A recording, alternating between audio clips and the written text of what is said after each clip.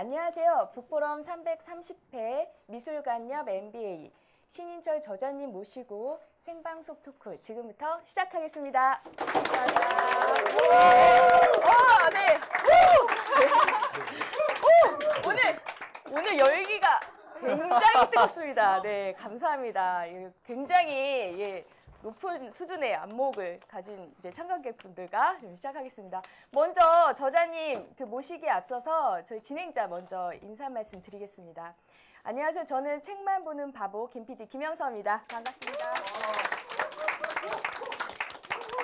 네, 안녕하세요. 저는 IT 업계의 오지랖 커뮤니케이터 양순식이라고 하고요. 저는 오늘 생일입니다.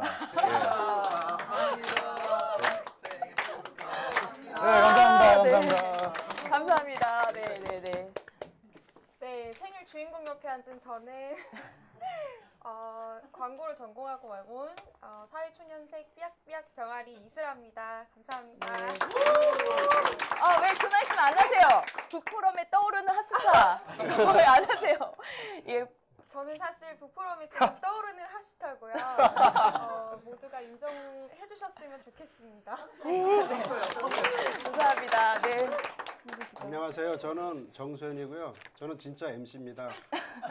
제 영어 이름이 마이클 정이거든요. MC. 네, 반갑습니다. 네. 지금 저희 보시면 아시겠지만 굉장히 개성이 강해서요. 잘 아시겠지만 미모의 PD, 여자 PD와 감사합니다. 네, 이럴 때 공을 던지시면 돼요. 에이 맞아라 이렇게. 그리고 굉장히 특이한 현상이었는데 저분 이따 보시면 아시겠지만 저 끝에 정수현 쌤은 MC분은 올려서 아시죠? 동경에 이번 MC를 맡고 동경의 모리미술관에 직접 다녀오셨고요. 그리고 이 두 분 MC는 두 분 자체적으로 스터디를 또 따로 하셨어요. 네. 공부 열심히 했습니다. 네, 저도 어떤 결과가 나올지 매우 기대가 됩니다. 그럼 오늘의 주인공이신 이제 신인철 저자님 모실 건데요. 사진 구하기 굉장히 힘들었는데 짧게 말씀드리면 회사원이에요. 그리고 작가이시고 방송인이고 에듀레블러라는 특이한 부분을 도입하셨는데 지금 현재 LG생명과학에서 이제 담당하고 계시는 부분이 있으시고 그다음에 낭만공작소 대표이시고 그다음에 에듀랩을 국내에 처음 도입하셨고 저서로는 많은 저서가 있지만 잘 알려진 우리 잘 아는 토요일 4시간 이런 저서들이 있습니다. 모시겠습니다. 네. 반갑습니다. 신인철입니다. 네, 인사 말씀 간단하게 해주시죠. 예, 반갑습니다. 질문 하나 던져볼게요. 보통 크리스마스랑 크리스마스 이브랑 언제 더 신나세요? 이브. 그렇죠. 보통은 크리스마스 당일날은 거의 기진맥진해서 성스러운 하루 보내시고 이브날 굉장히 즐거우시잖아요. 우리 양 MC께서 오늘이 생일이시라고 그래서 굉장히 이렇게 해피하셨는데 저는 내일이 생일이거든요. 아니, 전 2부, 오늘이 2부, 생일 2부 이제. 예. 그래서 저는 오늘 좀 즐거운 분위기에서 같이 좀 얘기를 나누면 좋겠고요. 이야, 진짜 이런 인연이. 예, 근데 한 가지 양해를 말씀을 좀 드리면 제가 책을 쓰는 이유 중에 하나가 기억력이 굉장히 나쁩니다. 그래서 책을 써서 이렇게 남기질 않으면 제가 잘 기억을 못해요. 기억력이 얼마나 정말로 이건 뭐 겸손의 말씀이 아니라 얼마나 기억력이 나쁘냐 하면은 한때는 제가 교보문고에서 무심코 책을 집어가지고는 굉장히 재밌다고 20분을 읽었어요. 나중에 보니까 제 책이에요, 그게. 제 책을 너무 재밌어가지고 읽으니까 20분을 읽을 정도로 굉장히 기억력이 나쁩니다. 에이, 그건 좀 이상하다. 네네. 아닙니다.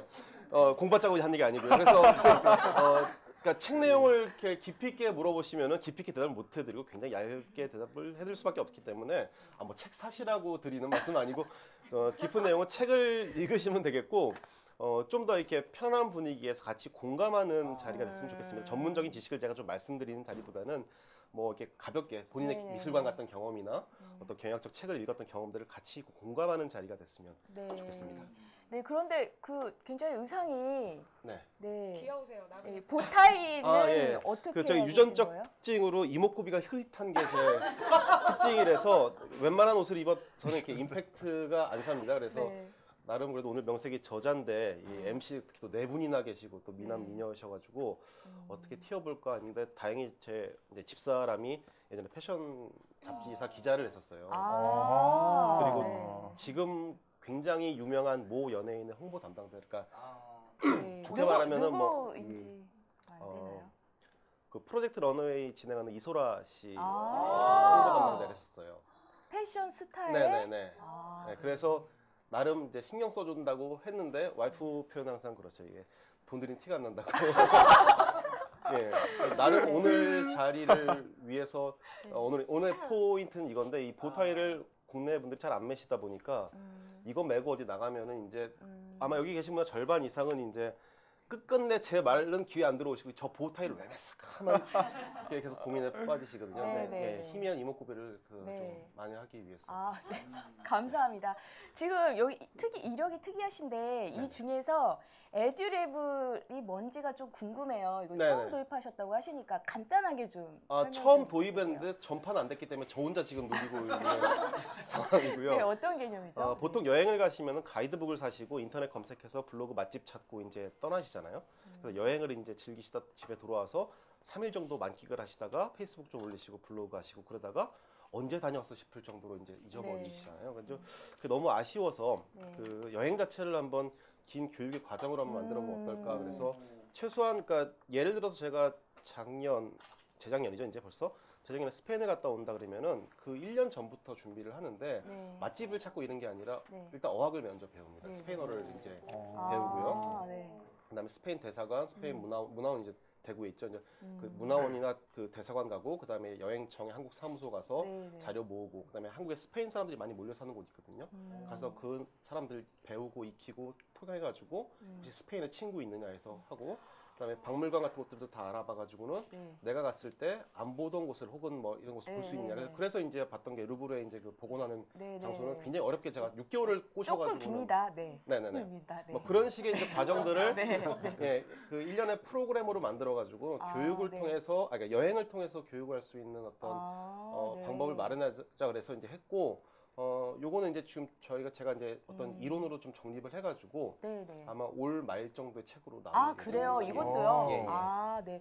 근데 정말 특이한 게 이 책이 미술관협 MBA란 말이에요. 아까 미리 이제 포석을 깔고 가시긴 하셨지만 미술관을 다뤘다는 측면이 굉장히 흥미로워서요. 네네. 이제 이런 그럼 이렇게 이력을 봐도 미술 쪽하고 이렇게 연관이 있어 보이진 않는데 네. 미술 전공하신 거예요? 이거 아닙니다. 제 전공은 네네. 대한민국에서 가장 희귀한 전공 중에 하나인 한문학을 전공을 했고요. 아하. 그러니까 전혀 미술이랑은 상관이 없는 사람이고 미술관을 가는 거는 좋아하는데 네네. 그렇다 해서 미술사적인 어떤 혹은 미술품에 대한 뭐 안목이 있다던가 이런 사람은 전혀 아닙니다. 아, 그러면 어떻게 이런 쪽의 책을 생각을 그러니까 하시고 모르니까 공부를 하게 된 거죠. 그러니까 모르니까? 미술관 갔는데 음. 좀 이따 혹시 다룰지 모르겠지만 책에는 이제 다루는 내용인데 그 벨라스케스의 그림 중에 대표인 시녀들이라는 그림이 네. 프라도 미술관, 그 스페인에 네. 있는 가장 3대 미술관이라는 프라도 미술관에 걸려 있는데요. 네, 이 그림이죠. 아, 예.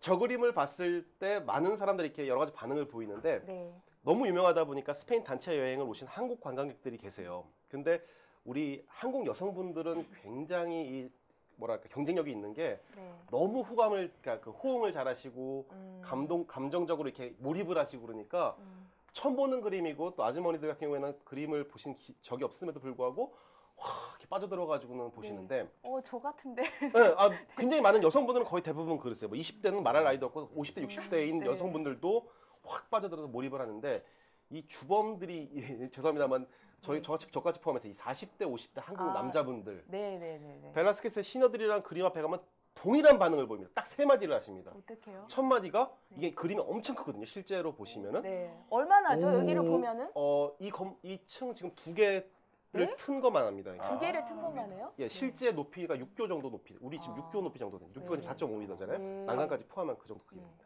그러니까 굉장히 높죠. 네. 그러니까 그 50대 등산 그 아웃도어 입으시고 이제 전대 차신 우리 40대 한국 여행객들이 오시면은 첫 반응이 오 크다. 그러니까 그냥 이제 사람들이 꽉 몰려 있습니다. 오 사람 많은데?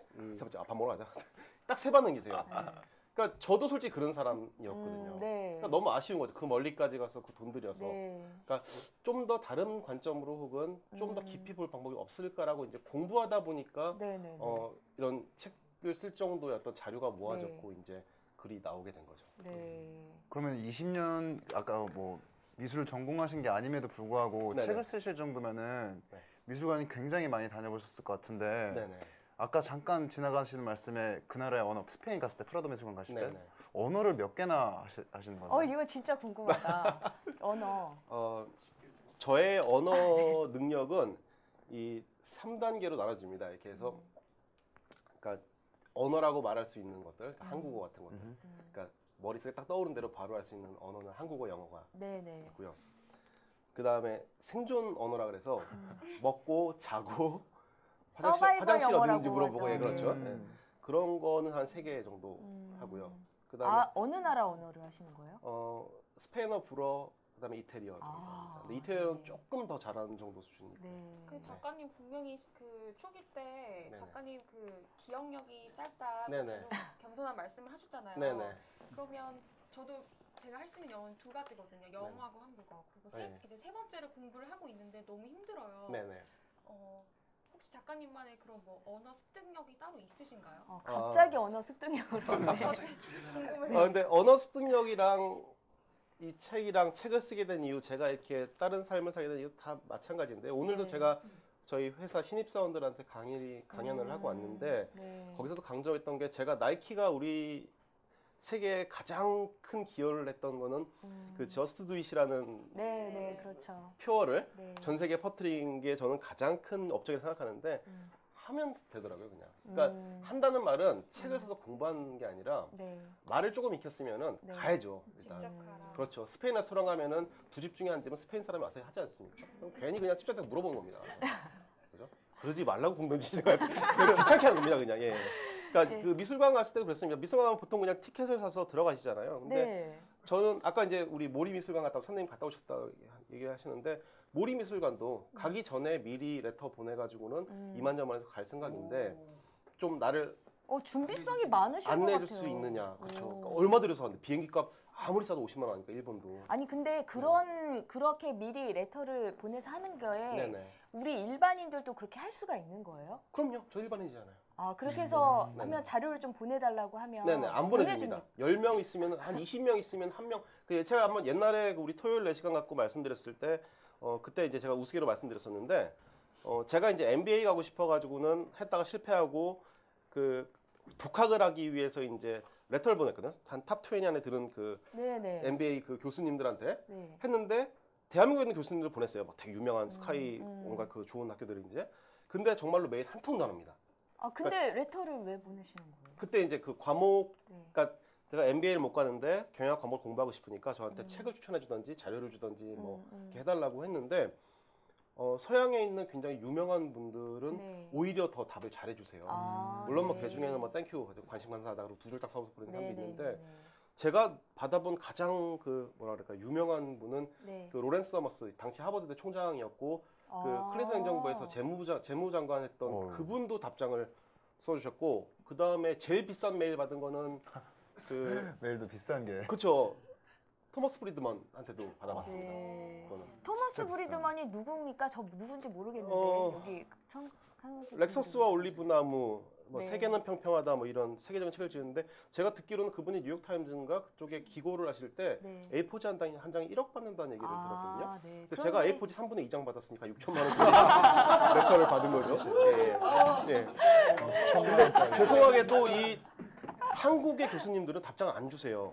제가 그때도 한국 교수님한테 메일을 보냈는데 한 분도 안 주시고 그러니까 그 교수님이나 뭐 CEO 유명한 명사들한테 보냈는데 유일하게 보내주신 분이 그 진대재 장관이 그래요? 장관일 때 보냈는데 문제 장관일 때 보냈는데 1년 반 뒤에 경기지사 선거할 때 당신의 선택이 경기도를 바꿉니다 해가지고는 홍보 그 포스터 하나 오더라고요. 근데 그 정도 근데 그 실패율은 굉장히 많아요. 네. 근데 제가 어린 시절에 제가 아는 어떤 선생님이 저한테 해주신 말인데 이제 그분은 일제시대 때 대학을 일본에서 나오셔가지고 이제 70이 넘은 노인이시죠 그 당시에도.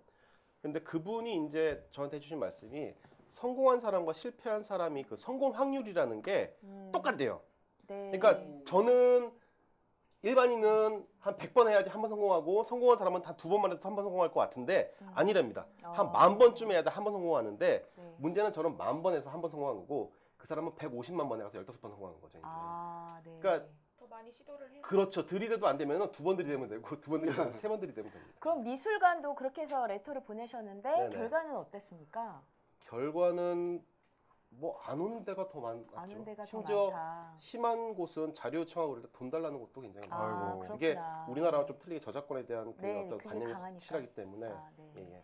그래서 인트로 부분에서 긴 말씀 나누었는데 지금 미술관하고 경영하고 어떤 연관이 있는지가 정말 궁금할 것 같아요. 그래서 일단 벨라스케스의 시녀들이 이 부분이 나왔기 때문에 이 부분 먼저 한번 보겠습니다. 이 작품이 있는 곳이 이제 프라도 미술관이라는 곳인데 가보신 적 있으세요, 여러분? 보셨고, 네. 네. 저도 이제 가본 적이 없는데 이게 규모로 보면 사진 규모로 보면은 굉장히 규모가 우리 서울시립미술관 있죠. 약간 그 정도 크기처럼 보이는데 네네. 작품이 넉넉합니까 여기에? 저기 이제 마드리드 시내라고 하기 좀 약간 공원 같은 곳이 있는데요. 그 사진을 이제 저게 좀 더 이렇게 웅장하게 찍은 좋은 네. 사진기로 찍은 사진이 좀 있었는데 그건 이제 저작권에 다 걸린다 그래서 제가 똑딱이로 찍은 사진인데 저게 지금 조금 이렇게 작게 네, 나온 네. 거예요. 이 굉장히 사- 큽니다. 실제 가보면은 그 그래요? 책에도 제가 여담으로 적었습니다만은 우리 한국 유학생이 내가 오기가 생겨서 저걸 다 보겠다 그래도 일주일을 봤대요. 네. 꼬박 맨날 출근해서. 네네. 그래서 이제 일주일 딱 본 다음에 와 다 봤다 이제 첫 방부터 끝방까지 다 봤다 그러고 딱 나오는데 갑자기 금요일 날 이제 마감하려고 그러는데 직원들이 막 움직이더랍니다. 왜 그러냐 했더니 이제 다음 창고에 있는 걸로 이제 다 물갈이를 한다고. 그만큼 그럴 정도로. 그러니까 현재 정도로. 지금 보여지고 있는 게 한 10분의 1 정도밖에 안 네네. 되는 겁니다. 지금 여러분 아시는지 모르겠지만 이 벨라스케스의 시녀들이 이게 평론가들이 뽑는 굉장히 명작 중에 명작이라고 네. 들었어요. 이게 왜 우리는 모르겠어요. 이거 보면은 네. 이게 왜 명작인지. 유명한 줄 알겠는데 어디서부터 어디에 실려 있는지도 네네. 모르겠고 설명을 좀 해주시죠. 이게 저도 왜 모르겠습니다. 명작인지. 왜 명작일까요? 이게 굉장히 유명해서 저도 명작인 줄 아는데 저도 모르겠습니다. 실제로는. 근데 현장에 가서 제가 이걸 프라도를 뭐 3번을 갔다가 2번밖에 이 시녀들을 못 봤는데 한 번은 이제 딴 일정 네네. 때문에 가서 보면은 마음으로 울린다 그럴까요? 네. 굉장히 명작이라는 것들이 네. 이 마음을 울리는구나 이런 네. 느낌이 있더라고요. 처음에 가서 본 네. 순간 저도 마찬가지로 와 크다. 네. 그 사람 정말 많다 이제. 네네. 그러니까 심할 때는 사람에게 이렇게 밀려서 가거든요. 이제 음. 이 맵을 보고 네. 위치를 아는 게 아니라 사람들이 네. 막 몰려갑니다 이렇게. 네. 가서 딱 그 사람들이 멈춰서는 데가 이제 저 벨라스케스의 시녀들이라 그러는데요. 여러 가지 얘기가 있습니다. 그 어떤 색감을 얘기하시는 분들도 있고요. 그러니까 이제까지 보지 못했던 어떤 빛과 어둠과 그 다음에 컬러가 아닌 것들의 어떤 기묘한 조화를 얘기하는 분들도 있고 네. 굉장히 많이 얘기하는 분들은 이제 구도를 얘기하죠. 이렇게 네. 보면은 그렇죠. 네. 산만해 보이는데 특히 이제 사진으로 보면 더 산만해 보이죠. 근데 실제 자리에 가서 보면은 기묘하게 이 구도라는 그런 것들이 사람을 이렇게 화면 안으로 몰입시키는 게 있습니다. 그리고 그림 보시면 이제 이 시점에 대해서 많은 사람들이 얘기하죠. 이제 이 벨라스케스 시녀들이 유명해졌던 이유가 도대체 주인공이 누굴까? 네. 그죠? 저 여기 그 가운데 여왕녀 예쁜 아니에요? 저 밝게 옷 입은 친구가 이제 그 왕의 딸이죠. 그러니까 정식 서품 받은 제일 그 마지 공주나 이런 사람들 이제 그 밑에 이제 왕녀라 그러죠. 이제 네네. 그 공주가 되기 전에기도 하고. 근데 저 마르게리따라 그러나요? 마르가리따라요. 그런데 그 시녀 왕녀인데 네네네. 실제로는 근데 또 제목은 시녀들이에요. 그죠? 시녀들 그러니까 옆에서 제목이죠. 이제 그 네네. 일을 도와주는 사람이 제목이고 근데 과연 그러면 저 그림이 누가 보기 위해서 그린 건가? 그럼 화가가 어디에 위치하고 있는가가 또 굉장히 논란이 많이 있거든요. 그러니까 우리 석에서 보면은 저 거울에도 누가 또 이제 저게 비치는 이제 것도 부모라는 보이고. 얘기가 네, 하나의 구강. 유력한 설이죠. 그러니까 어. 그 이 그림을 의뢰했던 사람일 것이다라는 네. 얘기도 있고 뭐 심지어 그 판타지에 심취한 분들은 유령이라는 얘기도 있고. 제가 방금 그렇게 생각했어요. 네네네. 무섭네요. 근데 실제 가서 보면 더 무서워요. 무서운 느낌이 드는 게 글쎄 그 거울에 비쳤다는 거를 표현하려고 그래서 그런지 약간 희미하면서도 뭐 이런 것들이 독특한 분위기를 자아냅니다. 근데 지금 이거 관련해서 경영의 관점으로 이제 쓰셨던데 네네. 자라랑 이렇게 해서 그 네네. 부분 짧게 한번 좀 이 기본기 관련해서 한번 네네. 말씀 좀 해주시죠. 네. 그 자라라는 기업은 다 아실 겁니다. 아마 브랜드? 우리나라의 네. 그 스파 브랜드 중에는 거의 뭐 3대 브랜드죠. 그래서 자라, H&M, 유니클로 이 세 회사가 거의 뭐 우리나라 다 먹고 있다고 하죠. 우리나라 이제 자국 기업들은 별로 맥을 못 치고 있는데 자라가 그 자라 회장이 이번에 또 순위 한번 올랐더라고요. 네. 전 세계 부호 순위에 네, 네. 그렇게 높게 올랐는데 자라라는 회사가 이제 인디텍스 그룹이라는 그룹의 소속이고 그 사람이 스페인 최고이자 전 세계 한 3대 네. 부자쯤에 듭니다. 네, 그 자라보다는 요 네네네. 아이랑 근데 연관되는 자라 것 옷을 같습니다. 보시면은 여자분들은 특히 많이 느끼실 거예요. 그 싼 옷이에요. 그게 굉장히 네. 그러니까 쉽게 구해서 그냥 막 그렇죠, 입고 할 수 있는 맞아요. 옷인데 네네. 그 디자인이나 색감 같은 것들이 국내 브랜드랑 싼 티는 안 나요. 근데 이제 저는 그거 느낀 거죠. 왜 그러면은 그 네. 옷이 그럴 수밖에 없었던가. 네. 근데 같은 우리나라 사람들이 싸게 만들면 왜 싼 티가 나는가. 음. 근데 그 자라 인디텍스 쪽에 이제 의뢰를 해가지고 디자이너들이 있는데 네. 그분들은 그러니까 공장은 어디에 하는지 그 어디 뭐 싼 곳에 이제 하죠. 뭐 불가리아에도 놓고 그러니까 발칸반도 쪽에 인건비 싸니까 그쪽에도 놓고 중국에도 놓고 막 이렇게 하는데 디자인 그 회사는 이제 스페인에 놓고 스페인 자국인들을 주로 많이 쓴다 그러더라고요. 네네. 근데 그 사람들이 하는 일 중에 하나가 네. 이 미술관을 보러 다니는 거예요. 미술관을 보러 다니는 네네. 거예요? 그러니까 저는 이제 자라가 약간 오명이 있는 게 카피 브랜드라 하지 않습니까? 그러니까 프라다나 뭐 이런 구찌나 이런 브랜드가 네, 네. 출시하면은 그 한 2주 있다가 바로 이제 네. 국내에 출시하는. 근데 그것만으로 저는 이유가 안 된다고 봤거든요. 네. 자라라는 브랜드가 그렇게 카피만 해가지고 그만큼 성장할 수 있을까? 근데 네. 실제 그 사람들이 여가 시간에 그림을 본다는 겁니다. 네네. 근데 이런 그림이요? 그렇지 거기 널린 게 이제 네. 미술관이니까 네, 특히 이제 프라도 미술관 같은 경우는 4시 이후에는 들어가면은 네. 티켓값을 그 거의 뭐 반값 해줄 때도 있고 어떨 때는 아예 무료일 때도 있거든요. 네. 그러니까 그럴 때 가서 이제 보는 거죠 계속. 음. 그러니까 보면서 느끼는 그런 색감들이나 이런 것들이. 네. 그러니까 벨라스케스가 그 시녀들을 그렸을 때 이전에 삶을 음. 보면은 그 안달루시아 지방 가가지고는 오래 생활을 했었죠. 제법 꽤 긴 네. 기간을. 거기서 그 지역에 이제 화가들한테 그림도 배웠고. 네. 근데 안달루시아 지방을 가보시면은 아시는 거기는 그 여름 때 가면은 섭씨 한 50도 이렇게 올라갑니다. 그죠? 저도 제가 갔을 때도 저는 이제 마지막 갔을 때 아기를 데리고 왔었는데 그 약국 밖에 이렇게 온도계가 있는데 그때 딱 51도 딱 찍더라고요. 그러니까 태양 아래 있으면은. 네. 네. 근데 그만큼 햇볕이 강렬하니까 거기에 반사되는 빛 같은 것들이 굉장히 오묘한 그런 아름다움이 있습니다. 이제. 그러니까 거기서 벨라스케스가 원래 있던 지역에서 배웠던 그 그림 화풍과 안달루시아에서 그 유능하게 달았던 그 색깔에 대한 색감에 대한 그다음에 빛에 대한 네. 빛이 어느 게 쏘면은 어떤 식으로 반사해서 색이 어떻게 변하더라 이런 것들에 대한 네. 지식들이 합쳐지면서 이제 저런 그림들이 나온 거죠. 마찬가지로 네. 그런 것들을 간접적이지만은 학습함으로 인해서 그 자라의 매니저 그 디자이너들이 그런 색감이나 그런 그 틀 같은 것들을 이제 만들어낼 수 있었던 거죠. 그럼 말씀하신 부분이 기업하고 어떻게 연결이 된다는 겁니까? 그러니까 경영하고. 자라가 자꾸 카피 브랜드라 해서 카피한 능력, 빠르게 네. 카피한 능력만 갖고 이렇게 어필하는데 실제로는 자라의 핵심적인 능력은 네. 굉장히 탄탄한 기본기입니다. 그 사람들은. 네네. 디자인뿐만이 아니라 유통이나 이 사업의 정한 아. 그 핵심의 맥을 짚고 있는 거죠. 음. 그러니까 제가 이제 우리 딸이 하나 있는데 이제 그 4살, 3살, 4살 올라가는 딸이 하나 있는데 이 친구를 데리고 놀 때도 마찬가지예요. 네. 근데 이 친구가 막 뛰어다니잖아요, 이제 애기가. 그러니까 뛰어가는 거를 뒤에 쫓아가다 보면 제가 지쳐가지고는 쓰러져 버립니다. 근데 한 발자국 뒤에 서가지고는 딱 중심을 잡고서는 가만히 바라보면 네. 움직이는 패턴이 보이는 거죠, 이제. 네네. 그때 그 맥을 그 가는 길목을 잡으면은 네. 그때 이제 잡을 수 있는 거죠. 네. 사업도 마찬가지라는 거죠. 네. 그래서 이제 그 기본기를 가진 상태에서 중심을 잡고 세상 돌아가는 걸 보다가 핵심적인 부분을 찝어내는 능력, 그게 이제 진짜 능력이에요. 그러니까 자라가 그런 능력이 있었기 때문에 사람들이 좋아할 만한, 단순히 프라다나 구찌 걸 카피한 게 아니라 프라다 구찌 거 중에서도 사람들이 가장 좋아할 만한 것들을 잡아내는 능력이 있었다는 거죠. 그게 이제 핵심 이 기본기. 벨라스케스의 시녀들도 그런 기본기에 중점이 두고 명작이 되었다 그렇게 생각해요. 그렇죠. 구도가 난해하다고 했는데요. 네. 그냥 난해한 그림이랑 이 벨라스케스의 그림을 보면은 네. 난해하지만은 네. 그 봤을 때 구도에서 사람을 끌어당겨 가지고 이 보는 사람들을 그 그림 안에 그 위치시켜 놔주는 그런 능력이 대단하거든요. 그러니까 그는 철저한 기본기가 없으면 절대 나올 수 없는. 근데 그런 능력들을 발견하는 것도 되게 굉장히 사실 쉽지가 않은 게 저는 개인적으로 디자인을 전공을 했거든요. 근데 제가 디자인을 뭔가 할 때 뭔가 잘 되면은 사실 저는 내가 연습을 많이 해서 그래. 또는 난 유전적으로 엄마가 그림 잘 그리니까 내가 잘해서 그래라고 생각을 하지. 사실 제가 만약 스페인의 국민이었다라고 한다면 그런 것들이 저희 고유의 무슨 역사적으로 쌓여온 그런 색감이라든지 이런 미술관 같은 데 찾기는 쉽지가 않을 것 같아요. 네네.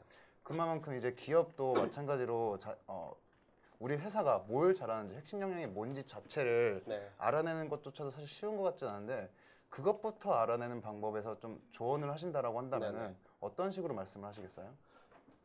조언을 해드리고 싶은데 그걸 알았으면 제가 저희 회사의 또 핵심 역량을 철저히 파악을 해가지고 그걸 또 좀 엄청 이렇게 살렸을 텐데 굉장히 어려운 것 같아요. 그러니까 제 개인적인 경험으로 보니까 제 조직 개편, 조직 설계 업무를 하다 보니까 이제 그런 쪽으로 할 때 관심이 많아서 이제 우리 핵심 역량이 무엇인가, 어떤 쪽에 우리가 좀 더 힘을 실어야 될 것인가 이런 것들을 연구를 많이 하는데 바이어스가 굉장히 많이 깁니다.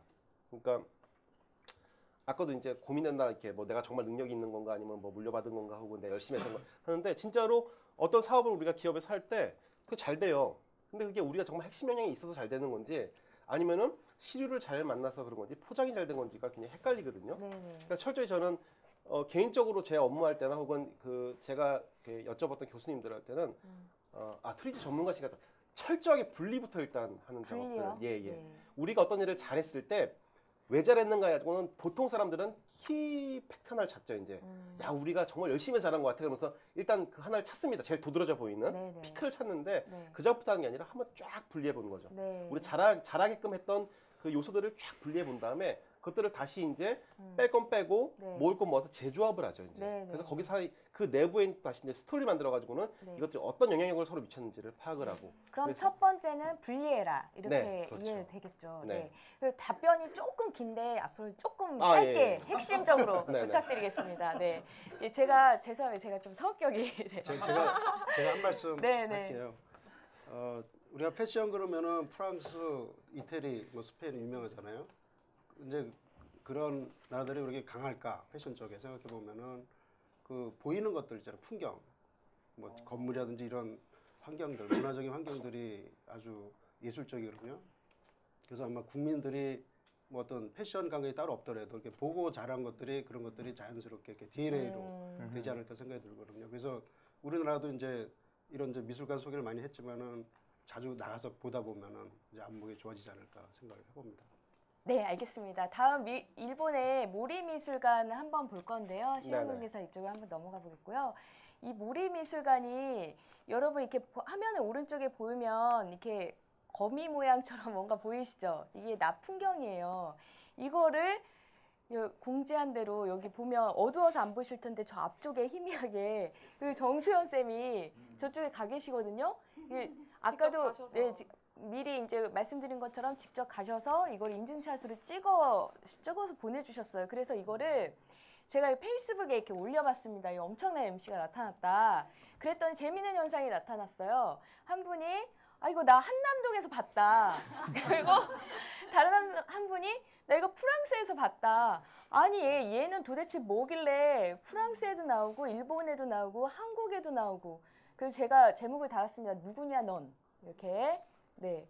일단 이거 왜 이런 거죠? 이거에 대한 말씀 한번 간단하게 좀 왜 이렇게 여기저기 다 이렇게 있는 거죠? 다빈치 작품이 이태리도 있고 프랑스도 있고 다 있잖아요. 똑같은 거죠. 뭐.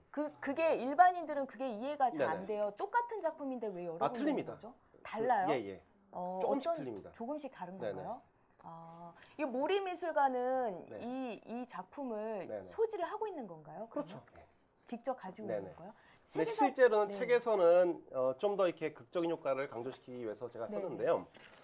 실제로 모리미술관에는 모리타워랑 모리미술관 주인이 똑같은 분입니다. 모리라는 그 사람이 그 신문에도 요번에도 났던데 그 일본에서 부자 순위에서 10위권에서 빠지지를 않는 어마어마한 부자인데 이 부자는 조금 틀린 부자인 게 그러니까 1위, 2위를 하는 부자들은 대부분 이제 항상 우리 제1교포죠. 손정의 씨나 네. 혹은 뭐 그 유니클로 사장인 야나기 네, 사장이나 네. 이런 사람들이 이제 왔다 갔다 하는데 모리 가문은 땅 부자, 그다음에 장원도 있고 네. 지역 가면은 네. 굉장히 유명한 뭐 술 공장도 있고 해서 굉장히 그 네, 네. 가문 자체가 부자 가문이고 모리 타워가 모리 가문 거기 때문에 네. 그러니까 미술관이 지네 집에다가 그냥 놓은 거죠. 그러니까 실제로 보면 네. 그럼 그 작품들이 다 여기서는 빌려왔다고 이렇게 얘기가 돼 있는 네네네. 그런 건 아니고 설치 소지하고 있는 미술이기 겁니까? 때문에 이 마망이라는 작품인데 저건 네. 설치 미술이기 때문에 이제 고정돼 있는 거고 네. 아까도 제가 진행하기 전에 네네네. 우리 정 선생님한테 요새는 뭐 전시하고 있나 이렇게 물어봤는데 네. 되게 생소하실 거예요.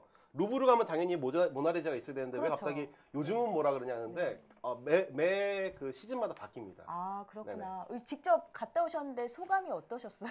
이거 안 예. 들어볼 수가 없는데. 네. 제가 마침 그 MC 결정 나고 나서 이제 일본 여행을 가게 됐는데 책을 보니까 모리 미술관이 나와가지고 거기를 이제 하루 훌로 봤습니다. 훌로 봤다는 얘기는 낮에 한번 가보고 저녁 때 가봤거든요.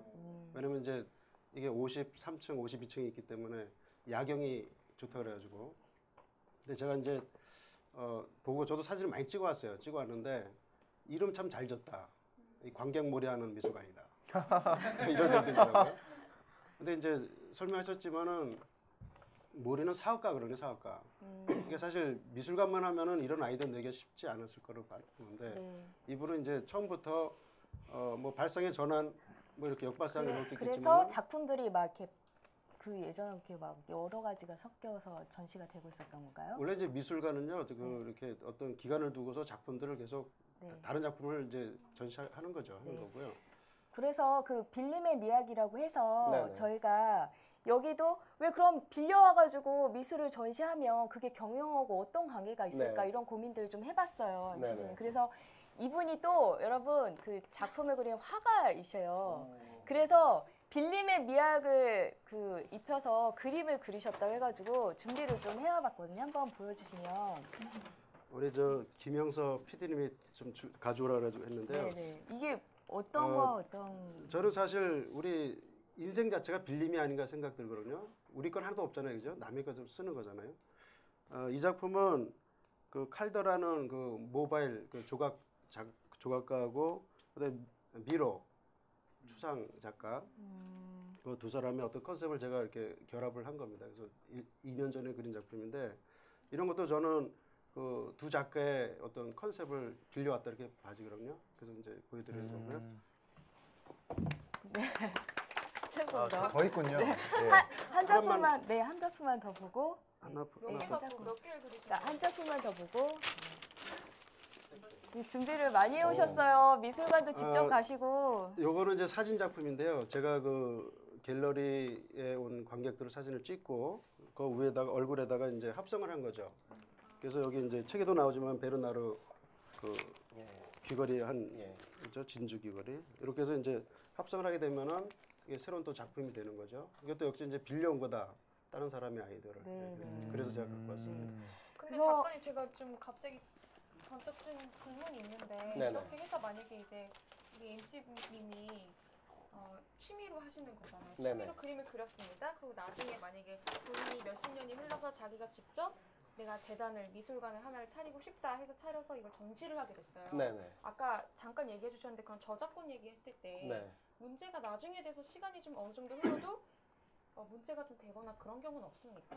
요새 그러니까 그게 그 그림이랑 뭐 음악이랑 그다음에 그 책 같은 이런 텍스트랑 이게 아마 다 틀리지 않는가 싶어요. 그래서 책은 아마 50년인가요? 그 제가 알기로는 70년. 70년인가요? 그런 식으로 이렇게 틀리더라고요, 다 규정이. 그건 그래서 네네. 예. 그래서 그림도 아마 그게 다 규정이 있는 것 같습니다. 제가 그 아까 저희끼리 말씀 나눌 때 했지만은 그 대형 박물관 같은 경우에는 그 저작권에 대한 굉장히 엄하합니다. 그러니까 그 제 책의 제일 사진이 좀 허접한 게 대형 박물관 사진인데 그 이유가 대형 박물관은 자회사가 있습니다. 그 박물관 큐레이터나 이 근무자들이 그 저작권을 관리하는 게 아니라 거기 자회사에서 그림 도판 크기, 그 도판을 몇 개를 쓸 거고 어디에 쓸 거고 몇 명이 읽을 거고 그걸 광고에 쓸 건지 안 쓸 건지 이걸 다 측정을 해가지고는 7페이지짜리 그 계약서를 보내줍니다. 그 기관 그거 기업 아닌가요? 기업? 기업인데 네. 그래서 제가 궁금해서 개념이, 물어봤죠. 그래서 네네. 이 돈은 어디에 쓰냐? 그러니까 돈은 그 대형 박물관의 미술품을 좀 더 아름답고 뭐 하게 네네. 보관하는 데 쓴다 이제 네. 이렇게 한 걸로 봐서는 뭐 그러니까 비영리까지는 아닌데 이제 네. 대형 박물관을 위해 쓰는 것 같아요 그 돈 자체는. 근데 아무튼 기업화돼서 움직이더라고요. 네. 근데 여기에서 아까 그 빌림에 대해서 이 작품도 이렇게 말을 했던 게 네, 이렇게 빌려가지고 기업을 한다는 거예요. 네. 그럼 그 부분이 이제 경영의 관점하고 연결을 시키셨더라고요. 그 모리미술관만 제가 모리미술관이 일본에서 일본 예를 들은 건데요. 우리가 알고 있는 모리미술관 같은 사례가 딱 보이는 게 그 멀티플렉스 극장. 아, 네. 과거에는 어차피 빛을 차단하고 소음을 차단해야 되기 때문에 네. 과거에는 극장을 짓는다 그러면 단독 건물 있을 때 말고 옛날 네. 대한극장이니 네. 뭐 단성산이 있을 때 말고 멀티플렉스라 하면 코엑스 메가박스 같이 그런 식으로 지하가 제일 좋습니다. 이게 소음 차단되고 온도 항시 유지되고 그 다음에 이제 그 빛이 안 들어오고 하니까. 그랬는데 요새 멀티플렉스 한번 생각해 보시면 전부 다 위로 올라가죠 건물. 네, 네. 그게 이제 폭포수 효과라 그러는데 위로 사람을 끌어올려 놓으면 그때부터 이 사람들이 떨어지면서 이제 돈을 쓰는 거죠. 이제. 네. 그러니까 마찬가지로 모리미술관도 마찬가지입니다. 물론 올라가면서 사람들이 올라갔다가 네. 내려오면서 물론 모리미술관 자체는 뭐 쇼핑타운이 아니기 때문에 이제 네. 그런 폭포수 효과는 아닌데 우리나라 기업에서도 분명히 그런 걸 하고 있는 거죠. 네. 그래서 그런 다른 사람의 기능을 네. 내 기능 안으로 들어와서 하는 건 이제 우리 이제 콜라보레이션이라고 하기도 하고 협업 네. 일종이기도 네, 하고요. 네, 네. 근데 우리나라 기업에서 많이 하고 있습니다. 저는. 아, 같은 경우는.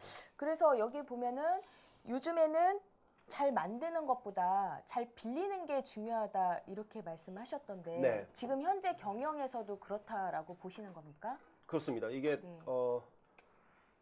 우리 전 세계에서 가장 큰 기업 중에 하나가 그 파이자라는 기업인데요. 제약 네. 기업입니다. 네. 그 우리 뭐 굉장히 유명한 우리나라에도 보면 바이아그라 같은 제품들 만들어서 떼돈을 번 그 회사가 작년에 근데 엄청나게 매출 감소가 왔어요. 근데 이게 올해도 또 매출 감소가 올 겁니다.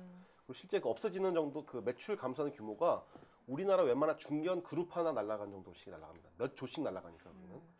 근데 그 왜 그러냐 하면은 네. 더 이상 신약이 나올 그 어떤 아, 분야가 새로운 없어요. 제조. 그렇죠. 네. 신약이 한번 나오려고 그러면 12에서 13년이 걸리고 한 번 나올 때 1조 이상이 들거든요. 근데 그걸 다 부담해서 이제 제품이 나오면 괜찮은데 만 개를 해야지 그중에 한 개가 나오거든요. 네, 네. 그러니까 그러다 보니까 이제 수익 모델이 떨어지기 마련인 거죠. 그러니까 이런 기업들이 어려움을 겪다 보니까 그걸 A to Z를 우리가 할 게 아니라 네. 그러면은 민간 연구소건, 학교건, 네. 혹은 벤처기업에 간에서 연구를 하는 거 있으면은 네, 그러다가 네. 성공할 어떤 시점이 된다 그러면은 그것들을 공동 투자를 한다든지 네. 흡수를 한다든지 네. 혹은 그 기업을 잘 키워가지고는 아. M&A 한다든지 이런 식으로 새로운 방식들이 이제 아, 유행을 그러면 하거든요. 최근에 뭐 이렇게 콜센터 상담 이런 네네. 부분을 아웃소싱을 이렇게 주잖아요. 네네. 그런 부분도 이런 연장선에서 생각해 보면 되겠습니까? 아웃소싱 개념이랑은 조금 네. 그 아웃소싱이 비용 절감 차원이고요. 네, 네. 이건 조금 틀린 개념으로 이런 사이트가 하나 이노센티브라는 사이트가 있는데 거기는 유명 기업에서 이렇게 네. 올려놓습니다. 우리가 요번에 뭐 때가 잘 지는 세제를 만들고 싶은데 네. 뭐 아이디어를 달라 그러면은 전 세계 화학자들이 다 들어와가지고는 근데 네. 그 과제에 그 돈이 걸려 있죠. 네. 이건 해결하면 50만 불. 네, 네. 그러면 미리 그걸 계면 활성제 같은 것들을 연구하던 분들이 네. 아 나 이런 거 있는다고 이게 들어옵니다 네, 중간에. 네, 네. 이제 그런 것들이 이제 협업이 계속 일어나는 사이트들이 아, 네. 굉장히 많이 있는 건데 그게 이제 퀵스타터라 그래서 그 기업을 할 수 있게끔 해주는 것도 많은데 요새는 기업들도 네. 그런 퀵스타터 같은 걸 기업 내부에 갖고 있어가지고 네. 외부에 있는 그 오픈 이노베이션을 굉장히 많이 하는 거죠. 네. 그러니까. 그게 그러니까 빌려온다는 개념으로 생각을 하는 거예요. 그런 거. 그렇죠. 외부의 일종의. 전문 부분을 네네. 빌려와서 경영을 한다. 네. 근데 이런 부분이 이렇게 막 강조를 하셨는데 사실 그 이렇게 빌려 오려면요. 빌려오는 걸 계속 강조하다 보면 원래 오리진 있죠. 이게 잘 되어 있어야 그걸 빌려오는 거잖아요. 그래서 문제 그러니까 네. 거기서 이제 딜레마가 생기는데요. 그렇죠. 네. 잘 빌려오다 보면은 아까 우리 첫 번째 얘기했던 핵심 역량이 또 흔들려져 버립니다. 우리가 뭐 아, 하는 네네. 기업이지 이렇게 된 거죠. 네. 그러니까 예를 들어서 P&G 같은 기업들은 A to Z로 다 만들어서 팔던 기업인데 지금은 연구 개발을 확 줄였습니다. 네. 그러니까 R&D라고 안 그러고 그쪽이 뭐라 C&D라 그러나요? 네, 네. 그래서 이제 기존에 연구하던 것들을 안으로 끌어들이는 작업들을 많이 하거든요. 그러다 보니까 R&D 연구진들이 이제 고민에 빠진 거죠. 우리가 핵심 역량이 뭐였던가? 우리는 삶에 필요한 것들을 즉각 개발할 수 있는 어떤 개발 역량도 중요했었는데, 네. 그러니까 이게 지금 점점 이제 마케팅 쪽으로 이제 축이 아. 넘어가 있죠. 근데 이제. 굉장히 어렵네요. 그게 네네. 말씀하시는 것도 지금 굉장히 어렵고 그 이 미술관하고 이 경영하고 연결한다는 게 절대 쉽지가 않았을 것 같아요. 그러니까, 어떠셨어요? 두 개의 그 균형을 잡기가? 제가 지금 여러분 좀 어렵지 않으셨어요? 네. 그래서 이 균형이 지금 이 경영에 중점을 두신 건지 미술관에 중점을 두신 건지. 좋게 말하면 양 두 마리 토끼를 다 잡은 거고요. 네. 나쁘게 말하면 죽도밥도 아닌 책이 나왔습니다 지금. 근데 제가 제일 원했던 거는 제가 네. 경영학도가 아닌데 경영학을 공부해야 되고 경영학을 활용해서 기업 활동을 해야 되기 때문에 네. 너무 어려웠어요. 너무 진짜 어려웠어요. 제가 농담이 아니라 네. 정말로 한문학을 전공을 하다가 회사를 왔는데 취업을 네. 해서 왔는데 아침에 출근하고 저녁에 퇴근할 때까지 8시간 반 동안에 회사에서 쓰는 용어 자체가 하나도 모르겠더라고요. 네. 알 수 있는 게 6시 반 딱 되니까 우리 본부장님이 야 막내 왔으니까 회식하러 가. 네. 회식이란 말 하나가 이제 딱 그게 들어올 정도로. 그러니까 저 같은 사람이 아마 되게 많을 거예요. 아까 사회 초년병이시라 그랬는데 네. 병. 예, 입사해서 그 쓰이는 용어 따라잡기도 굉장히 어렵지 않나요? 너무 어렵습니다. 그죠? 뭐가 무슨 네. 말이 어떻게 돌아가는지도 모르겠고요. 네. 지금 작가님 하신 말씀 중에도 사실 한 40%는 무슨 말인지 못 알아듣겠어요. 네, 저도 모르고 한 얘기도 많아요. 그러면 자 작가님 우리 이렇게 하죠. 우리 어려운 말은 다 걷어내고요. 네, 네. 우리 아주 쉽게 네. 그 풀어서 아주 쉽게 이게 이 포인트가 왜 이렇게 해서 경영하고 연결이 네. 된다. 이 포인트만 저 사족은 다 빼고 네, 그게 이렇게 실력이 해주세요. 없으면 그렇습니다. 실력이 있으면은 핵심을 찔러서 늘 다시 그렇지 한번 않습니까? 박수와 예. 공 한번 날려주시죠. 네네네. 저 사족 다 빼고 쉽게 가겠습니다. 네. 쉽게. 제가 총대를 메고 굉장히 쉽게 질문을 한번 해볼게요. 아까 핵심 역량이라고 하셨죠. 그 단어도 굉장히 어려워서 저는 좀 당황을 했는데 핵심 역량이 즉 기업이나 뭐 회사나 개인이나 뭐 주제가 뭐가 될지 모르겠지만 결국 자기가 뭘 잘하는지를 파악하려면 네. 미술관을 가라라고 주장을 하실 수 있는 건데 그러면 내가 뭘 잘하는지 뭐 예를 들면 전 사회초년생입니다. 제가 제 일터에서 제가 뭘 잘할 수 있는지 파악하려면 어떻게 하라 이렇게 딱 한마디로 조언을 해주실 수 있을까요? 글쎄요. 한 3마디까지만? 5마디? 한마디만 하겠습니다. 한마디. 네, 한마디. 네. 한마디. 사회에서 적응을 하려면 네. 아니면 뭐 너의 핵심 역량, 너가 잘하는 게 뭔지 파악하려면 뭐뭐뭐를 해라 이렇게 네. 좀 얘기해 주시죠. 일단 그러니까 말이 너무 길다고 말씀하시니까 그렇답니다. 이 다변보다는 그러니까 말 많은 것보다는 좋은 게 달변이고 말을 잘하는 거고 근데 달변보다 좋은 게 단변이랍니다. 말 한마디로 사람에게 핵심을 딱 찌르는 건데 그게 제일 어려우니까 제가 잘 못하겠습니다. 근데 저는 개인적인 그냥 만약에 제가 그러니까 그냥 학교 선배나 혹은 직장 선배로서 만약에 생각하시고 물어보신다 그러면은 조금 더 그 아날로그적 삶을 좀 더 확장시키는 게 좋지 않을까. 너무 쉬워요. 예. 그러니까 좀 더 그러니까 편하게 말씀드리자면은 걷고 생각하고 글로 쓰고 이런 것들. 그러니까 스마트폰으로 그 이모티콘 찍어서 찾아보거나 혹은 뭐 차 타고 가시거나 누가 요약해 놓은 어떤 그 엑기스 보시지 말고 좀 더 그렇게 좀 시간 아까운 짓을 좀 하시면 얼마나 이 좋지 미술관 않을까. 가고 이런 것도 그 부분에 일종의 해당이 그런 될까요? 삶이죠. 그러니까 제가 굉장히 좀 안타까운 게 우리 직장 생활 처음 하는 분들이나 혹은 취업 준비하는 우리 후배들이나 보면 마음이 급하니까 대부분 그 직장과 관련된 것들, 네, 뭐 그런 네. 경영학 관련된 것들을 위주로 하시는데 네. 좀 더 예. 네, 알겠습니다. 지금 이제 이게 미술관하고 경영하고 이어지는 거니까요. 사회 초년생에 대한 조언을 이제 차후에 알아보고 지금은 이제 다음 작품을 좀 보는 쪽으로 진행을 할게요. 이 작품 여러분 게르니카 이 작품 많이 보셨죠? 예, 피카소 작품인데 이 작품이 있는 미술관이 어딘지는 아세요, 혹시? 아시는 분? 아 이거 내기 걸까 하지만 아실까 봐. 이 작품이 있는 곳이 이 작품이 국립 소피아 왕비 예술 센터입니다. 그래서 이 소피아 왕비의 이름을 따가지고 이제 있는 예술 센터에 이 작품이 있는 거죠. 바로 이 유명한 작품이.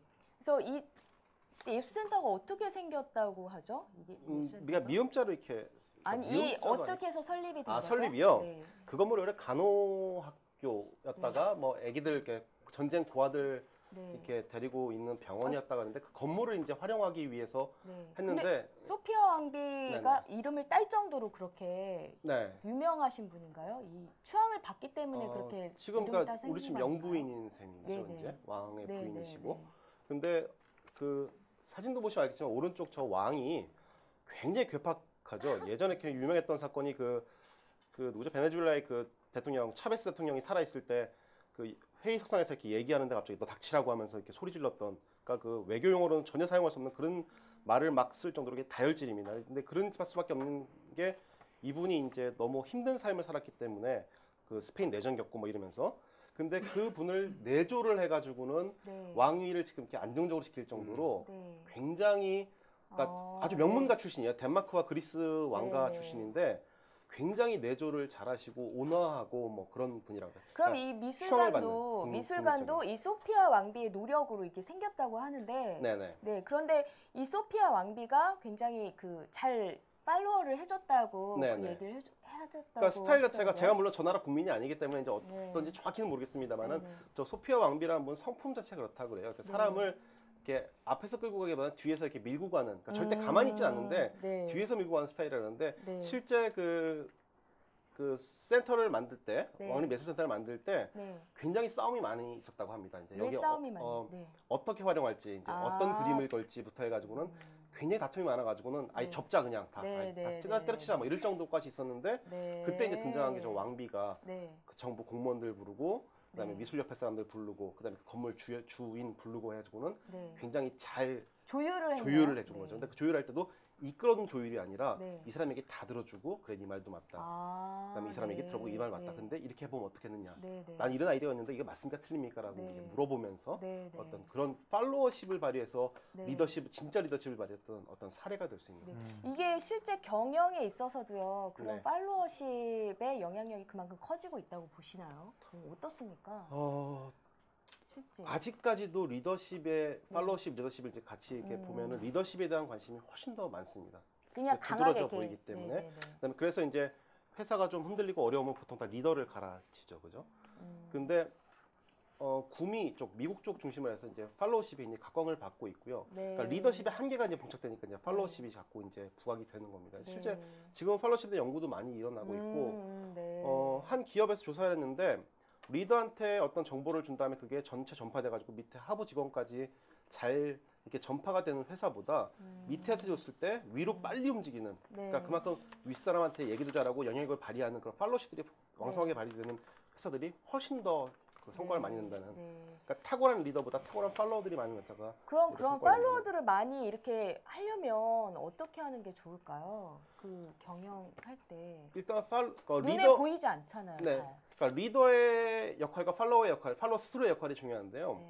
리더 스스로도 이 팔로워들이 자기 역할하고 영향력을 발휘할 수 있게끔 이렇게 장을 마련해 주는 거죠, 이 친구들이.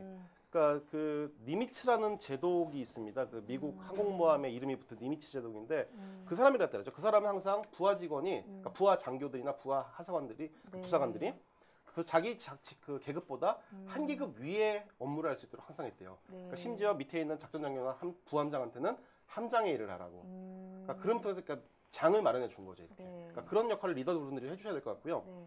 팔로워분들은 여러 가지 이제 제가 이제 팔로워십에 대한 책을 몇 권 써서 이제 거기에 나와 있습니다만은 팔로워분들 중에 제일 중요한 것들 하나가 이제 리더의 하는 방향에 대해서 집중하는 것들. 내가 리더라면 어떻게 했을까라는 상상을 계속하는 것들. 그다음에 이 리더에 대해서 적극적으로 의견을 개진할 수 있는 용기. 네, 네. 그다음에 리더가 부족한 부분을 찾아낼 수 있는 탐색 능력. 네. 리더가 부족한 부분을 보완해 줄 수 있는 보완 능력. 그리고 자기 개발 역량 이런 네, 것들이 네. 이제 필요하죠. 아, 그렇구나.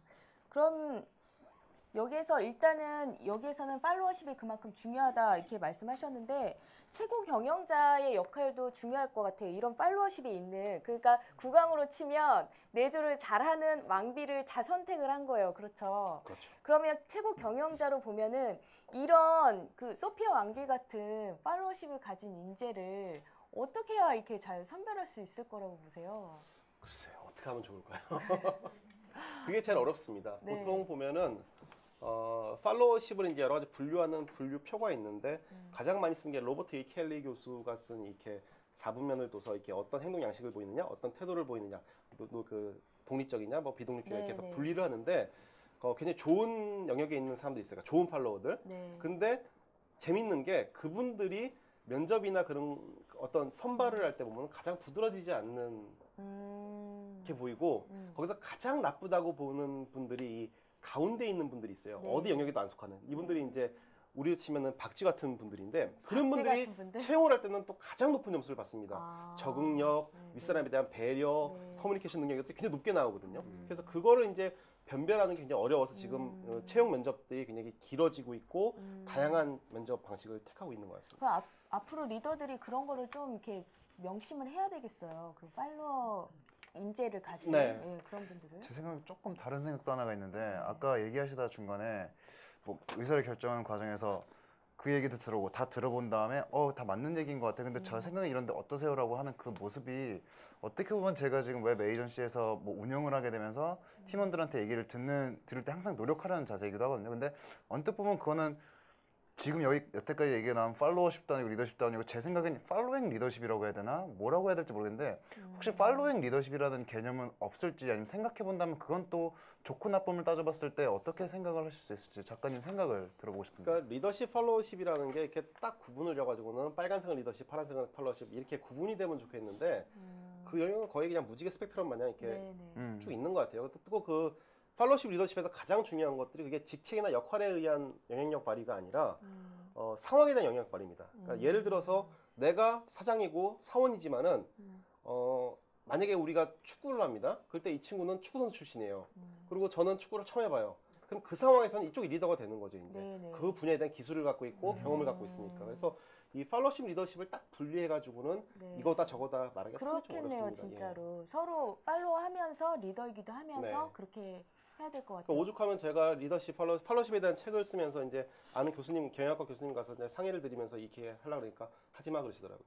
나도 해봤는데 도저히 복잡해가지고는 네. 아직 연구가 좀 많이 깊진 않습니다. 우리나라에서는. 그렇군요. 그 카루스 국악학 소피아 왕비의 그 미술관 설립 사건도 설립 일도 그런 팔로와 리더의 관계를 따져가면서 우리가 좀 본받아야 될 부분이 있는 것 같아요. 보면은.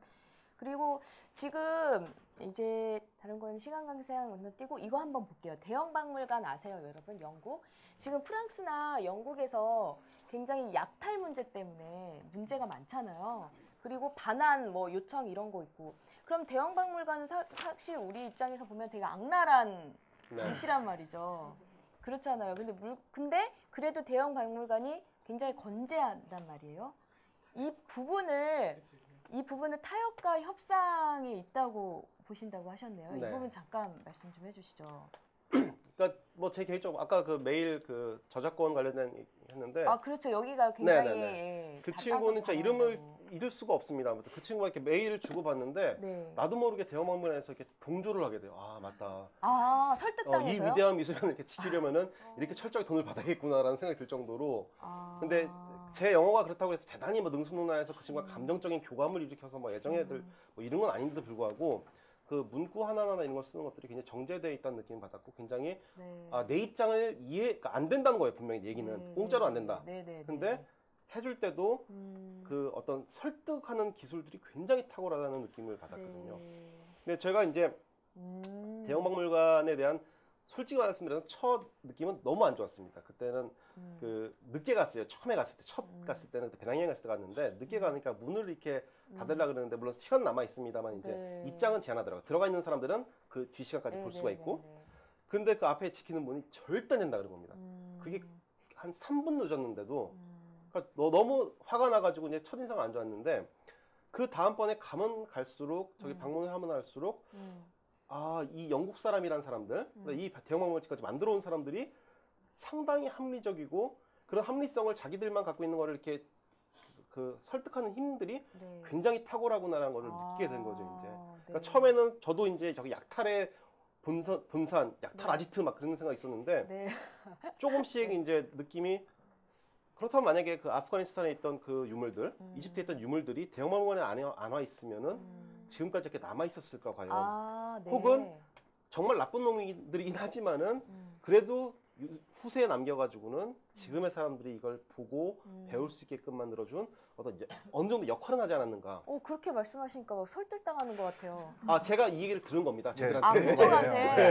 저도 저도 이렇게 메일로. 그러니까 집에 와서 공부 생각하면 말도 안 되는 개소리입니다. 이거는. 아니, 남의 멀쩡한 문화재를 갖다가 지들이 뭐 보관하면서 또 그냥 보관만 하나요? 저작권료 받아 먹잖아요, 그죠? 네. 그런데 그럼에도 불구하고 이런 거 좋네요. 말도 안 되는 개소리네요. 그죠? 예. 근데 이제 그거와 연관된 게 이제 런던에 갔을 때 여기를 가고 이제 보통 가는 게 이제 뭐 웨스트민스터도 가고 뭐 빅벤도 보고 뭐 이렇게 타워 브리지도 보고 그러는데 그 국회 의사당을 갔을 때 그 책에도 나와 있습니다만은 굉장히 인상 깊었어요. 아무튼 그 의석이 이렇게 마주 보고 있더라고요. 영국 의석. 우리는 이렇게 아치형으로 되어 있는데. 근데 옛날에는 지금은 우리가 젠틀맨 그러면은 굉장히 신사 그러는데 옛날에 영국에서 그 젠틀맨의 어원이 젠틀이라는 계급이 있었죠, 이제. 근데 한국말로 굳이 고치면 한량입니다. 그게 그죠? 특별한 직업 없이 약간 사회적 지위는 조금 있는 편이고 그렇다고 해서 완전 귀족도 아니고 이제 이런 사람들이 귀족인 양 하면서 이제 그 나라 일을 토론한 자리인데 그러다 보니까 이제 한량들이니까 뭐 힘도 좀 쓰고 이제 무기도 좀 쓰고 그럴 거 아닙니까? 그래서 가보면은 양쪽 당이 이렇게 마주보고 앉게 돼 있는데 거기에 밑에 선이 이렇게 쫙 걸려 있어요. 그게 이제 검선이라 그러죠. 소드라인이라 그래서. 그래가지고는 그 선 길이가 정확히 이렇게 칼을 딱 뽑았을 때 서로 찔리지 않을 정도, 그러니까 딱 걸어서 이렇게 화났다는 거 보여줄 때 찔리지 않을 정도, 딱 그 정도의 이제 너비로 벌어져 있습니다. 그러니까 그만큼 저 나라도 옛날에 야만스러웠던 나라라는 거죠. 근데 그것들을 그런 식으로 그런 야만성을 그 사고가 안 나는 정도에서 보이긴 보여주되 다른 새로운 또 안을 만들어낼 수 있게 그 교섭이라는 게 가능하게끔 이렇게 제도를 만들어가면서 그러면서 점점 더 타협과 협상이라는 것들을 배워 나간 거죠. 그러니까 저 나라라고 절대 처음부터 타협과 협상의 규제들이 아니었고. 네네. 저는 궁금한 게 그렇다면 우리가 비즈니스 경영을 할 때요, 되게 좀 어떻게 보면 사업가들이 나쁜 놈 소리를 듣잖아요. 네. 바로 그 나쁜 놈이 진짜 악랄해서 정말 나쁠 수도 있지만 온갖 뭐 연루가 많이 되니까요. 네. 그럼 이 대형 박물관처럼 그런 부분을 이렇게 타협과 협상으로 연결시켜가지고 해야 되는 부분을 네. 배워야 되지 않을까. 네. 예, 그런 부분으로 연결을 시키면 되겠습니까? 우리가 경영에서 어떻게 연결시키면 되겠습니까? 글쎄요, 뭐 다양한 방법으로 연관이 될 것 같은데요. 네. 기업이라는 것 자체는 이윤 추구이기 때문에 이윤 추구는 물론 없는 그 자원을 활용해 가지고는 이윤을 순수하게 그냥 막 창조를 해내면 좋겠지만은 그거는 뭐 신의 영역일 것 같고 어쨌든 경쟁자 거를 뺏어야 되고 때로는 소비자를 약간은 기만을 해야 될 때도 있고 혹은 내가 갖고 있는 것보다 조금 더 포장해서 이제 어필해야 할 때도 있고 그러는데 그런 잘못된 부분들을 이제 뭐랄까 고객들한테 설득을 시키는 그 부분이 설득? 필요한데 그런 설득의 기본이 상대편의 입장에서도 한번 생각해주고 상대편이 원하는 게 무엇인지를 조금은 이렇게 우리말 밑밥이라 하죠. 이렇게 던져주고 이런 일종의 그걸 이제 고사용어로 타협이라 그러겠죠. 그다음에 우리 둘이 서로 아주 상처받지 않고 찔리지 않을 정도로만 하되 이렇게 겨눌 수 있을 정도 그게 협상이 되겠고요. 이제 그런 것들을 소비자와 이렇게 밀고 당기면서 할 수 있는 혹은 경쟁 기업과 할 수 있는 그런 것들이 이제 기업가들한테 필요하겠죠. 지금 한 말씀이 되게 냉정할 수는 있겠지만 되게 현실적인 말씀 같아요. 네. 지금 실제 비즈니스의 경영에 있어서는. 네. 네. 그리고 지금 다음에 알아볼 게 후쿠오카 아시아 박물관. 이게 제가 책에 써 있어요. 책에 써 있는 내용인데 두 층에 합쳐서 300평 정도의 규모가 된다고 하는데 이게 사실 300평 뭐 집으로 따지면 진짜 어마어마한 궁전에 사는 건데 미술관이라 치고 300평이라고 하면 굉장히 좁은 공간이래요. 근데 거기에 왜 좁냐면은 갤러리가 3개가 들어가 있고 뭐 다른 기타 시설까지 다 합쳐서 300평이 되는 건데 일본이 특징이 저희랑 약간 비슷한 게 자원이 굉장히 한정이 되어 있고 땅이 그렇게 넓지 않은데 사람이 많고 즉 긴축을 해야 최고의 효과가 나는 나라 중에 하나라고 책에 이렇게 소개가 되어 있는데 일단 이 긴축을 후쿠오카 아시아 박물관에서 어떤 식으로 효율적인 긴축을 했는지 긴축의 정의부터 먼저 한번 말씀을 여쭙고 싶어요. 긴축이랑 또 위축을 비교하셨는데 옆에서 축축축거리니까 제가 자꾸 웃음이 나가지고 스위틱이네요. 위축은 뭐고 긴축은 뭔가요? 글쎄요, 뭐라 적혀있나요 책에? 제 책이지만 긴축은 저렇게 적혀 있더라고요. 저는 어제까지 읽었으니까 한번 말씀을 드려볼게요. 긴축은 없는 자원 잘 활용해가지고 좋은 효과 내는 거고요. 위축은 분명 그렇게 쓰신 거예요. 위축은 아니요 그렇게 정확하게는 아니고요. 위축은 없으니까 움츠려드는 게 위축이라고 쓰셨더라고요. 여기서 어떻게 그럼 그건 제가 이렇게 전달했다 치고요. 후쿠오카 제가 4번 읽었습니다. 제가 후쿠오카 4번. 야 준비된 MC. 후쿠오카 아시아 박물관이 얼마나 잘 긴축을 했는지 한번 그 사례는 기억하신다면 네, 그 위축과 긴축이라고 하는 개념은 뭐 그러니까 제가 책에 적은 건 제가 여쭤보는 게 사전적 정의를 제가 적어놨기 때문에 이제 그런데 그러니까 간단하게 이런 것 같습니다. 그 개 한 마리가 막 이렇게 와요. 그러면 긴축은 제 화를 돋구지 말아가지고는 안전하게 지내자 이제 뭐 이런 건데 위축은 지대 겁먹고서는 막 거꾸로 뛰기 시작합니다 이제. 그러니까 뭐 또 사업으로 말하면은 경기가 안 좋아요. 그러면은 긴축은 야 우리 비용 아낄 거 아끼고 그 뭐 이런 것들은 부분에서는 절약하고 이런 투자 쪽은 좀 줄이고 어떤 효율화 시키자 이런 것들이 이제 긴축적인 활동이면은 위축의 활동은 사장이 막 욕하기부터 시작합니다. 너희 A4지 이거 막 난리 나죠 이제. 그다음에 너희 밥을 뭐 얼마 막 이런 식으로 이제 그죠? 근데 후쿠오카 아시아 미술관은 네. 그러니까 300평이라는 공간이 밖에 없었으면은 제 생각에는 최대한 기둥도 없애고 네. 그 다음에 공간에 뭐 강의실 이런 거 다 필요 없이 그냥 넓게 해야지 그래 그림 많이 걸 거 아닙니까 이제. 근데 그랬을 것 같은데 안에 들어가 보면은 굉장히 오밀조밀하게 설명해 주셨는데 그 갤러리도 막 구분해놨고 안에 강의장도 있어요 이렇게 강의할 수 있는. 근데 그런 것들 기묘하게 배치를 해놔가지고 강의장까지 있어요. 네네. 저 안에. 그러니까 강연할 수 있는 미술 도슨트들이 이렇게 강연도 하시고 뭐 설명할 수 있는. 근데 그런 공간들을 아기자기하게 만들어 놓으면서 대신에 자기들이 공간이 좁다는 걸 알고 긴축을 하죠.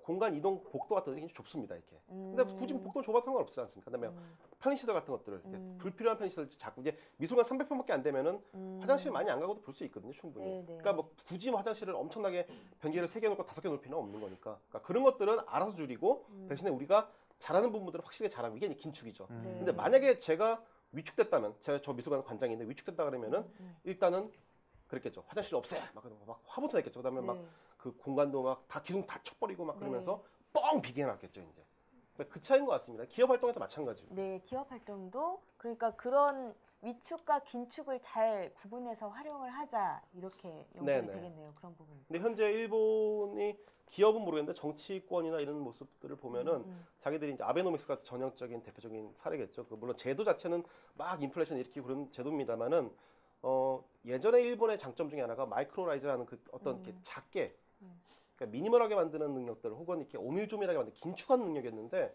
이 사람들이 그러다가 이제 자꾸 실패를 보고 그러니까 이제 위축한 것 같아요. 네. 그러니까 위축하니까 아까 사장님 화내시는 것처럼 네. 주변 국가 상관 안 하고 버럭해가지고는 경쟁을 일으키고 주변에 피해를 일으키고 긴축은 하되 위축은 되지 않도록 경계를 그렇죠. 해야 위축하면 되겠네요. 이제 위축의 가장 결정판이 이제 무리수를 쓰게 되죠. 아, 네.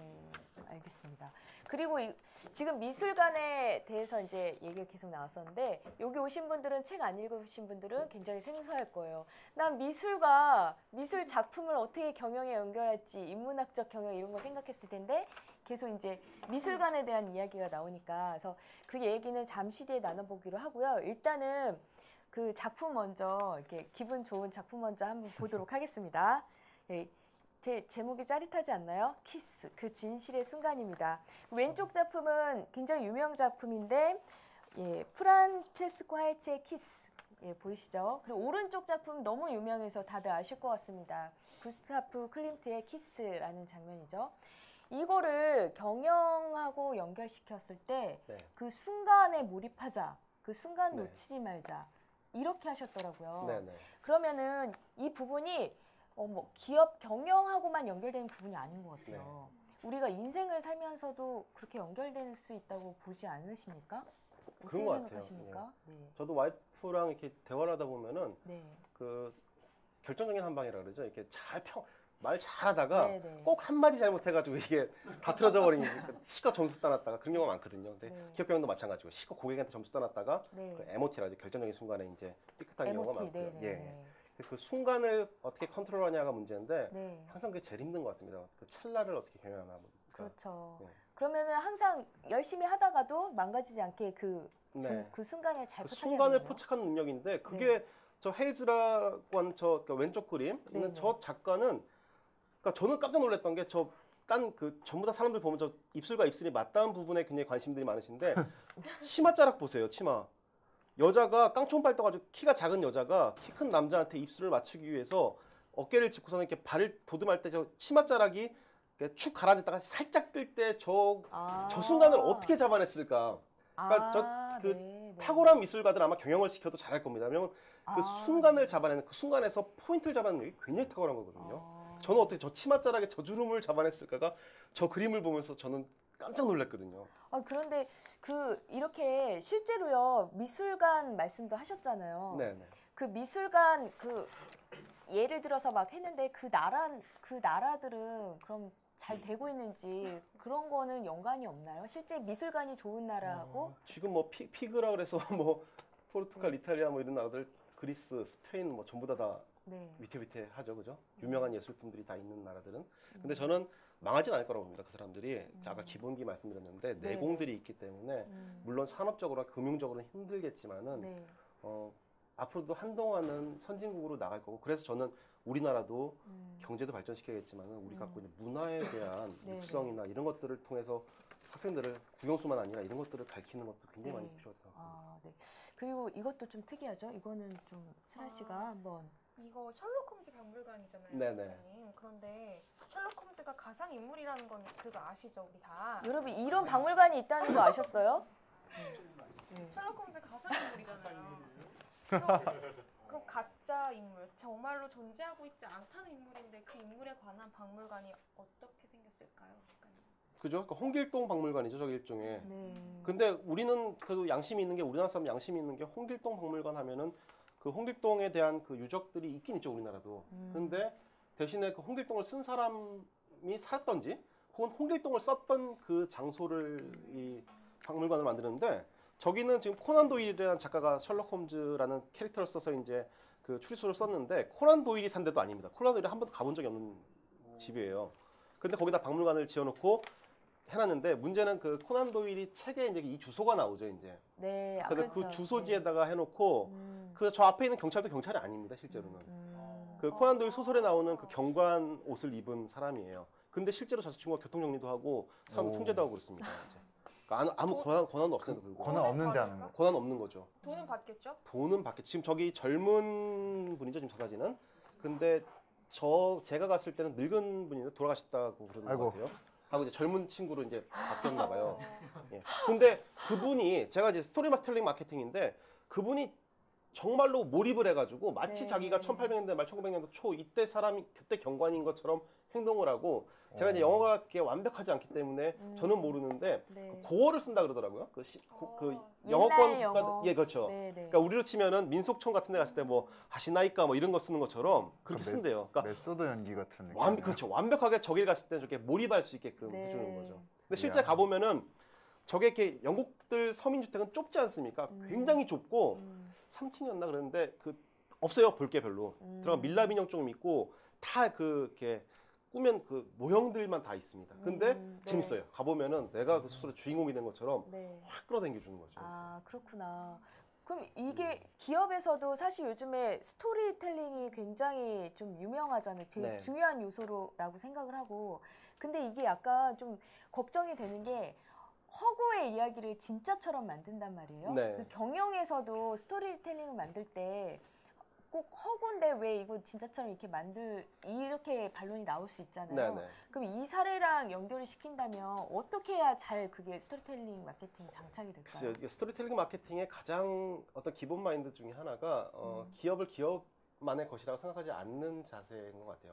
우리가 물건 만들었으니까 우리 물건이야. 네. 소비자는 써 이게 아니라 네. 이 물건에 대해서 생산이나 판매나 혹은 네. 광고나 네. 아이디어나 R&D 쪽에 그 고객이 직접 뛰어들어가지고 고객이 우리 물건이야 이거 내 물건이야라고 느낄 수 있게끔 만들어주는 건데 그게 가장 유효한 요소가 이제 스토리텔링 마케팅이라고 하죠. 그래서 네, 네. 고객과 우리가 이 제품 갖고 얘기거리가 될 수 있게끔 해주는 거죠. 네. 그 박물관도 가보시면은 네. 있는 건 그러니까 자기들이 우리한테 주는 제품은 별거 없습니다. 박물관이나 네, 네, 제품은.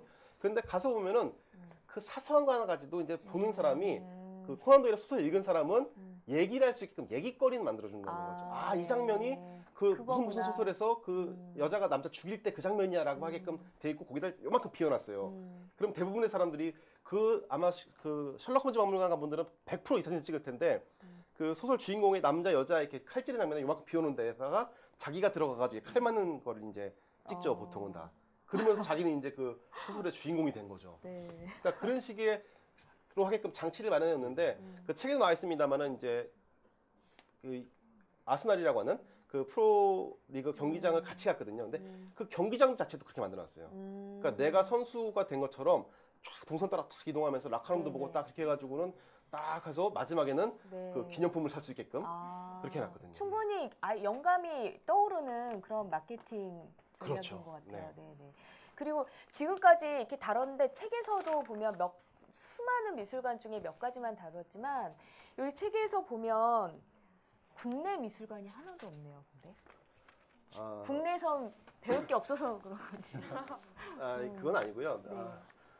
국내 이게 미술관- 안 실려 있는지. 그러니까 제가 이 네. 책을 쓴 게 제가 모두도 말씀드렸습니다만 미술을 되게 많이 알고 미술관에서 잘 알아쓴 게 아니라 저도 공부하다가 이제 쓴 거기 때문에 네네. 굉장히 많아요. 우리나라 미술관, 저는 간송미술관 본가를 문 열 때마다 네. 꼭 가서 줄 서서 2시간씩 줄 서서 보고 이제 네. 예, 하는데 쓸 건 많죠. 근데 음. 이제 이런 뭐라 그래야 되나 책이 팔리려면은 네. 사람들이 안 가본 데 혹은 신기해하는 걸 얘기를 써야 되는데 네. 우리나라 미술관 얘기나 우리나라 기업 얘기를 이렇게 넣어서 쓰려고 그러다 보니까 아, 예, 네. 몇 가지 또, 이제 또. 예, 독자들의 네. 흥미 요소 이런 것들이 있어서 네. 많은 이렇게 상의를 해가지고 네, 네. 만약에 이 책이 정말로 여러분의 호응과 사랑이 이루어서 네. 2편이 나온다 그러면은 이제 원래 제가 정말 목적했던 거는 음. 국가별로만 묶어서 책을 내볼까 했는데 음. 그러면 너무 책이 또 많아지니까 네, 네. 아마 기회가 되면 아마 한국미술관으로 충분히 한국미술관도 굉장히 좋은 데 많습니다. 그렇죠. 예. 그것도 한번 기회가 있으면 좋겠지만 만약에 없다고 하고 만약 여기서만 하실 수 있는 말이라고 하고 혹시 네. 너무 아쉬운데 너무 우리나라 미술관 중에서 꼭 넣고 이걸 어떻게 얘기를 풀어보고 싶었는데 못 하신 게 있다. 간송미술관 지금 사진 나왔으니까 네. 간송미술관 뭐 여러분 간송미술관 아시는 분 계세요? 네, 여기 아무래도 미술에 관심 있으신 네, 분이라.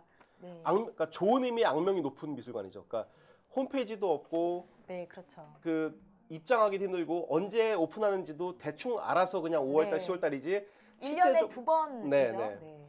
그다음에 가서도 보면은 상당히 관람하기 어렵게 되어 있고 편의시설도 별로 없고 뭐 주차 안 되고 이런 곳인데 저는 여기서 노블리스 오블리제 특히 이제 그 리더의 솔선수범을 봅니다. 간송 전영필 선생이 네. 미술품을 애웠을 때 그 사람이 돈만 많아서 과연 저런 미술관을 만들었을까? 음. 정말로 미술품을 사랑하는 마음이 전해졌기 네. 때문에 그 네.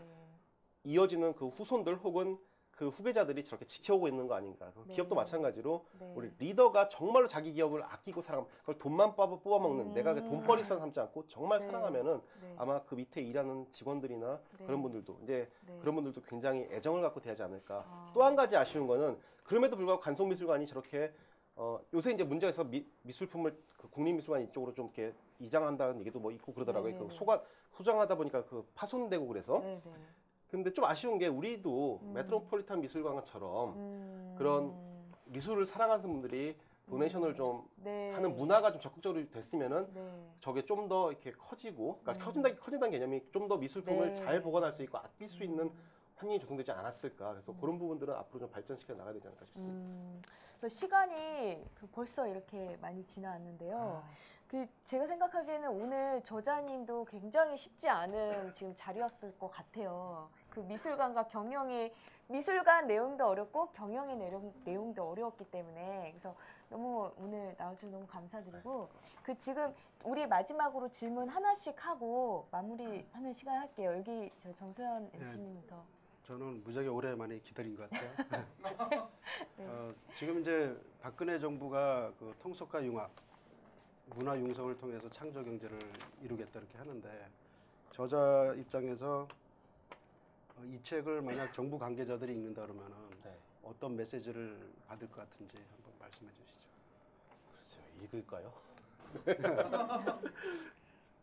그러니까 저는 좀 이렇게 여기 계신 분들이 제일 저는 굉장히 부럽고 좋아 보이는 모습이 제가 뭐 들여다보지 않았지만 뇌가 이렇게 되게 유들유들하신 것 같아요. 네. 경계가 좀 없으시고 그러니까 어디든지 이렇게 점핑해서 이렇게 뛰어다닐 수 있는. 그러니까 저희도 그 우리 그 정부 부처나 혹은 그 이런 여러 가지 융합이나 통섭이나 혹은 이런 여러 가지 창조 경제나 이런 것들을 이렇게 주도적으로 하실 분들이 네. 조금 더 이 관치가 아니라 좀 이렇게 유들유들하게 직접 참여도 해보고 같이 동참해가지고 자기가 한번 자원봉사도 해보고 이런 식으로 해서 좀 뇌가 유들유들했으면 좋겠어요. 그러니까 미술관과 MBA랑 전혀 안 어울리는 얘기였고 네. 맞지 않는 생각했었는데 아 이렇게도 할 수 있고 물론 그렇다고 걸작은 안 나왔지만은 아 이렇게도 한번 생각해볼 수 있다는 그 관점은 제공할 수 있는 네. 거거든요. 그래서 그런 시도들을 좀 아끼지 않으셨으면 좋겠습니다. 네. 저는 좀 개인적으로 굉장히 좀 튀는 질문을 해보고 싶은데요. 가상의 질문인데 만약에 작가님이 이제 이렇게 인터뷰를 마치시고 나가시면서 하늘에서 갑자기 돈벼락을 맞으셨어요. 만약에 네네. 1,000억이 떨어졌어요. 그렇게 돼서 돈이 어마어마하게 억만장자가 되었을 텐데 나만의 그러니까 작가님만의 미술관을 차리고 싶다 하신다면 어떤 이름을 짓고 어떻게 어디에 위치를 하고 싶으신지 너무 어려운 질문인가요? 네, 어렵네요. 저는 미술관은 안 지을 것 같아요. 그 돈 있으면은. 네. 근데 제가 오랜 꿈이 있는 게 제 비전입니다. 마지막 목적지가 저는 나중에 은퇴를 할 무렵에 돈을 굉장히 많이 벌고 싶고요. 벌어서 저도 많이 벌고 싶어요. 저도요.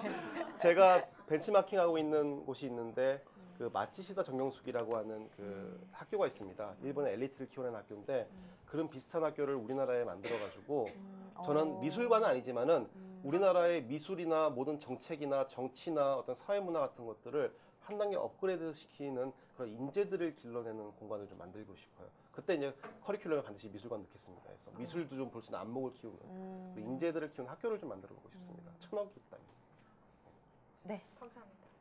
질문. 네, 저 어렸을 때 꿈이 사실 만화가였어요. 18살 때 사실 만화가 화실 들어가서 막 잠깐 있어 보기도 하고 학교도 막 못 나가고 그랬었는데 그게 신기하게 지금 도움이 되는 게 원피스란 만화의 루피라는 주인공이 있어요. 그 친구가 동료들을 되게 이런 방법으로 모아요.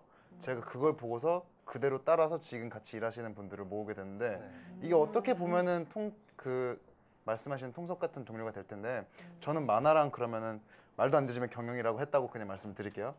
작가님은 지금 미술관이랑 그리고 MBA 두 가지를 엮으셨는데 혹시 MBA 또 다른 것을 또 다른 분야에서 출발하게 된다면 어느 부분에 출발선을 긋고 싶으신지? 제가 지금 책으로 네. 적고 있는 분야 있습니다. 그러니까 이거 2탄격이 될 건데 그 서당역 MBA라고 그래서 네? 고전 서당역 옆 MBA. 서당. 서당. 그래서 이 중용과 대학에서 네. 엑기스를 뽑아내가지고 거기서 배울 수 있는 경영. 근데 그거 뭐 굉장히 많은 시도는 했어요. 그 고전 경영은 네, 굉장히 네. 많이 하는데 전 저 나름대로 한번 좀 그 작업을 해보고 싶어서 네. 이미 진행을 좀 하고 있습니다. 네.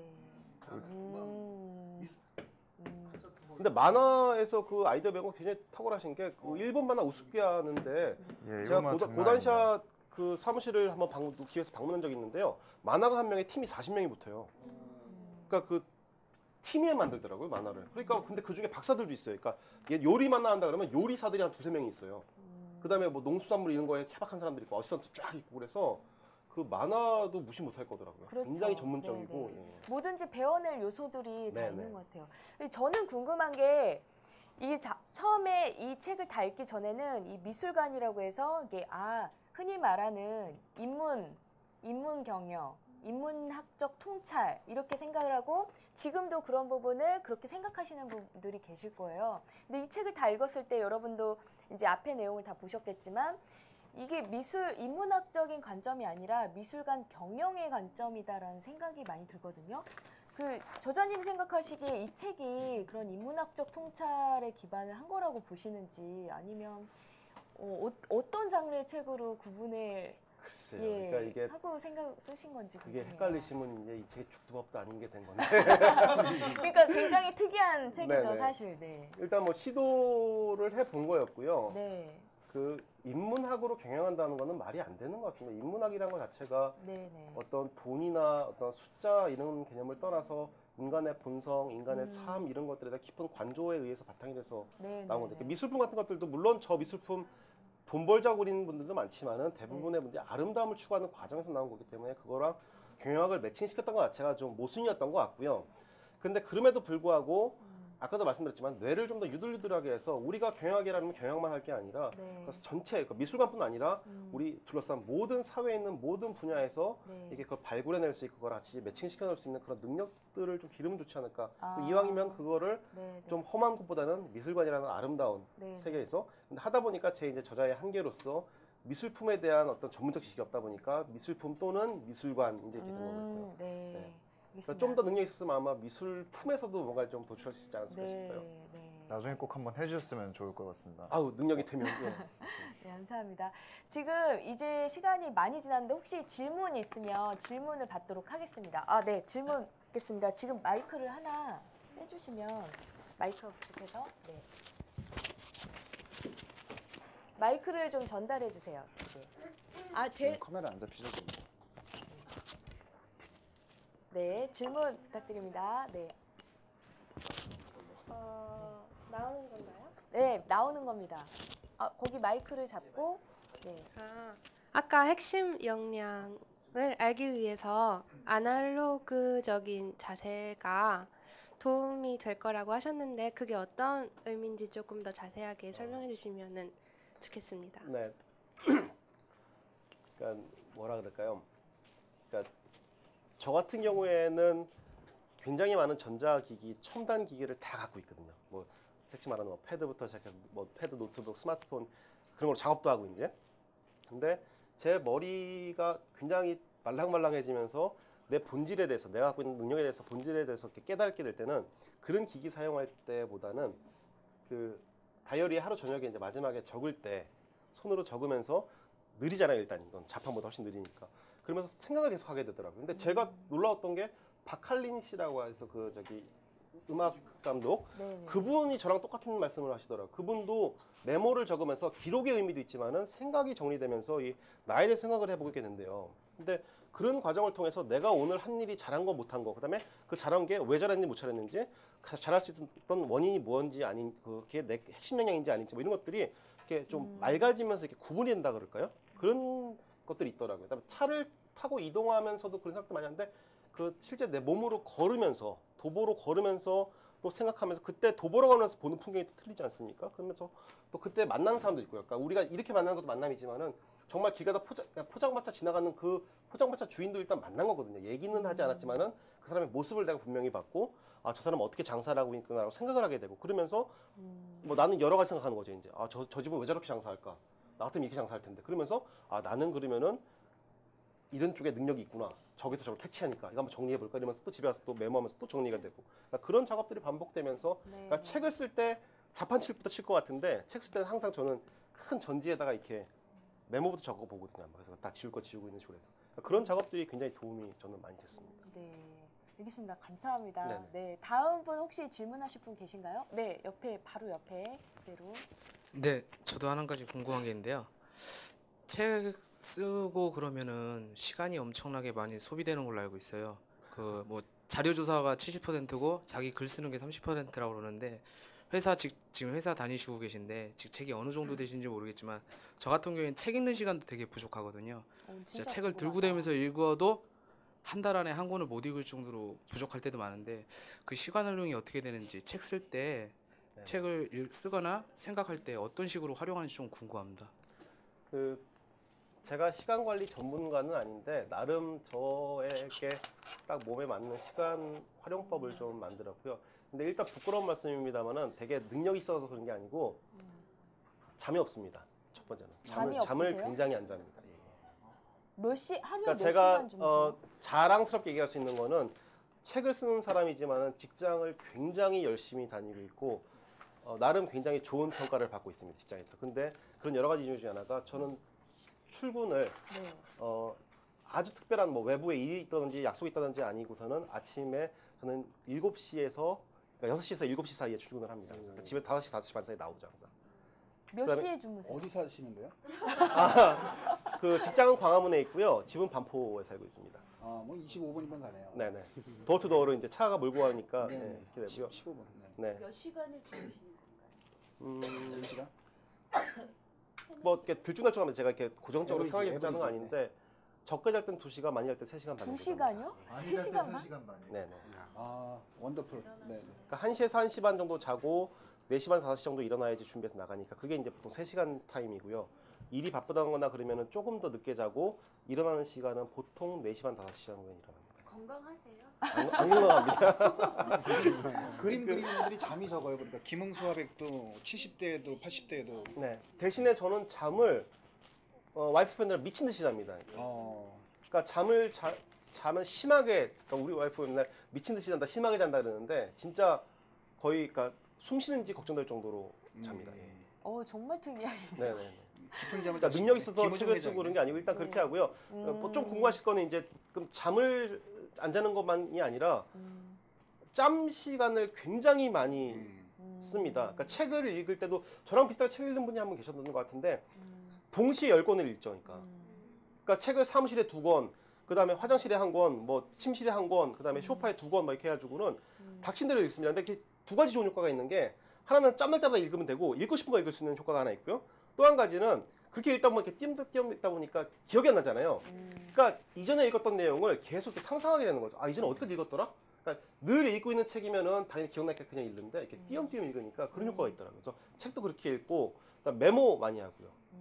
그러니까 저는 다이어리를 2개를 쓰거든요. 기본적으로 2개 쓰고 그다음에 에버노트랑 일반 메모지 쓰고 그러니까 이거 써가지고는 옮기고 이런 작업들을 하면서 생활 정리를 빨리빨리 하는 거를 좀 습관을 들여 그런 것들이 있어서 직장 생활에 크게 이렇게 회사에 해끼치지 않으면서 네. 네, 이 책을 쓸 이야기가 수 있는- 더 신기하고 재밌는 네네. 것 같아요. 근데 책 얘기할 때 눈에서 광채가 나와야지. 미술관보다는 책을 더 좋아하시는 것 같아. 혹시 다른 질문 질문 여기. 있으신가요? 네, 네, 말씀. 예, 좋은 말씀 재밌게 잘 들었습니다. 굉장히 재밌는 분이신 것 같아요. 한문을 한학을 하셔가지고 진중하신데 말씀하시는 중에 굉장히 사람들을 기쁘게 해주시는 것 같습니다. 20년 동안 여행을 하시면서 이제 미술품을 많이 보시고 이러신 것 같은데 20년 전에 가장 감명 깊게 보셨던 미술품, 그 다음에 10년 전에 보셨던 미술품, 그리고 최근 1년 사이에 가장 감명 깊었던 미술품 왜 그랬는지 요거 같이 한번 말씀해 주시면. 네네. 네, 좋은 질문이네요. 제가 처음으로 진지하게 미술품이랑 뭐 미술품이나 미술관이나 박물관을 진지하게 본 거는 몽골에서 그러니까 몽골 여행을 가서 이제 봤는데요. 그때 근데 미술품보다도 저는 그러니까 또 얘기가 좀 겉으로 새는데 미술품보다도 미술품을 대하는 사람들이 참 인상 깊었는데 뭐 거꾸로 하면 제일 최근에 인상 깊었던 분은 그 이탈리아에서 있었던 분인데 그 그림을 그리더라고요. 그러니까 그 라이센스를 받습니다. 미술관에 내가 이거 습작을 하겠다 그러면 라이센스를 발급해 줍니다. 그럼 그거 있으면 이렇게 이제를 설치하고 그 택을 메고 이제 그림을 그리는데 너무 그림을 잘 그리신 거예요. 그래서 제가 여쭤봤죠. 이제 화가시냐고 했더니 아니 은행가래입니다.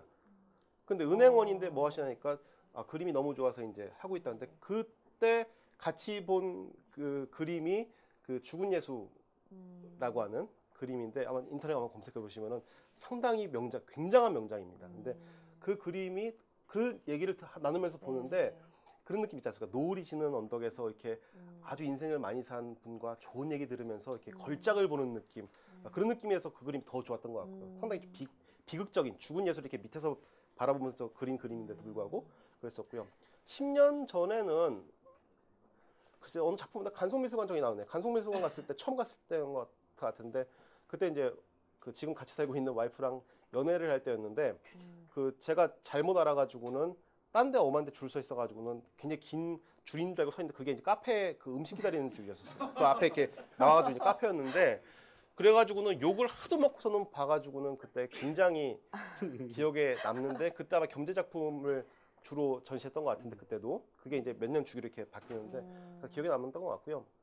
그다음 몽골 갔을 때는 그 미술품은 아니었고 이제 그 토속 그 어떤 문화 그런 작품이었는데 그때는 기억에 남았던 게 아무튼 우리 그 고려 시대 이런 작품들 그 어떤 물건들이랑 너무 비슷해서 근데 우리는 몽골에 대해 지배받았다 생각하는데 가보니까 우리 고려가 몽골에 대해서 너무 많은 걸 줬더라고요.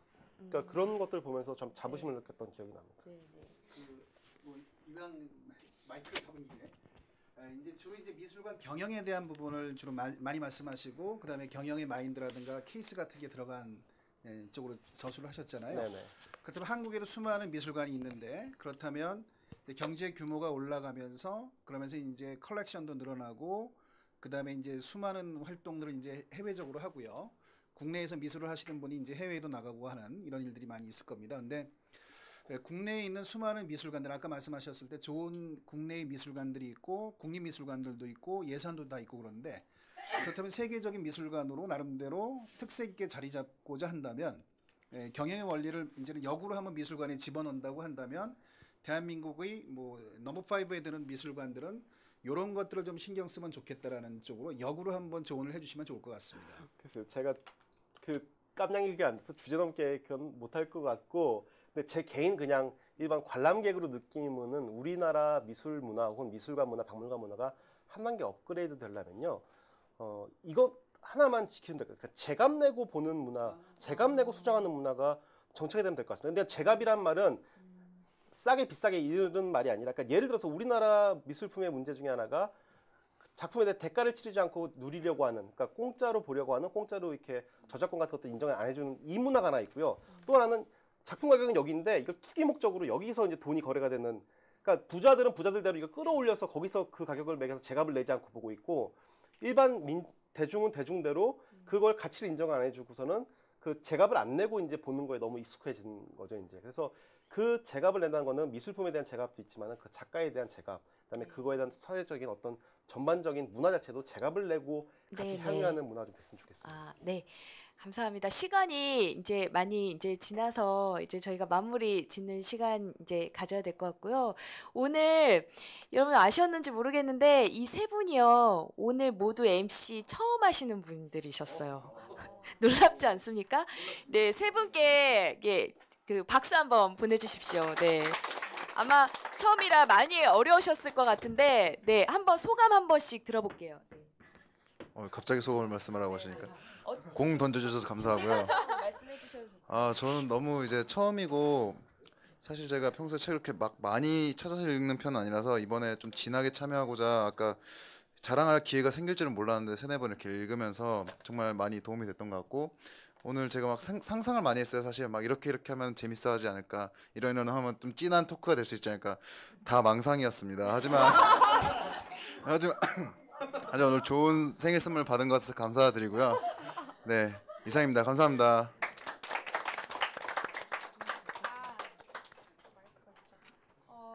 맞습니다. 저희 둘이 어제 카페에서 밤늦게까지 얘기할 때는 굉장히 막 진한 토크를 하길 바랬고 지나고 굉장히 좋은 추억을 주셔서 너무나 감사드리고 앞으로도 저는 계속 작가님을 비롯해서 다른 많은 작가님들을 뵐 수 있는 기회를 꼭 가졌으면 좋겠습니다. 네, 감사합니다. 네. MC로 나와서 사실 몇 마디 안 했는데요. 시간 관계상 그런 것 같고 사실 할 얘기가 많았는데 많이 참았고 중요한 것은 MC를 하게 되니까 좀 더 이 책에 대해서 관심을 갖게 되고 그래서 소위 이제 우리 북포럼이 참여형 지식 공동체 이런 걸 지향하잖아요. 그래서 여러분들도 기회가 되시면 MC를 해보시기 바랍니다.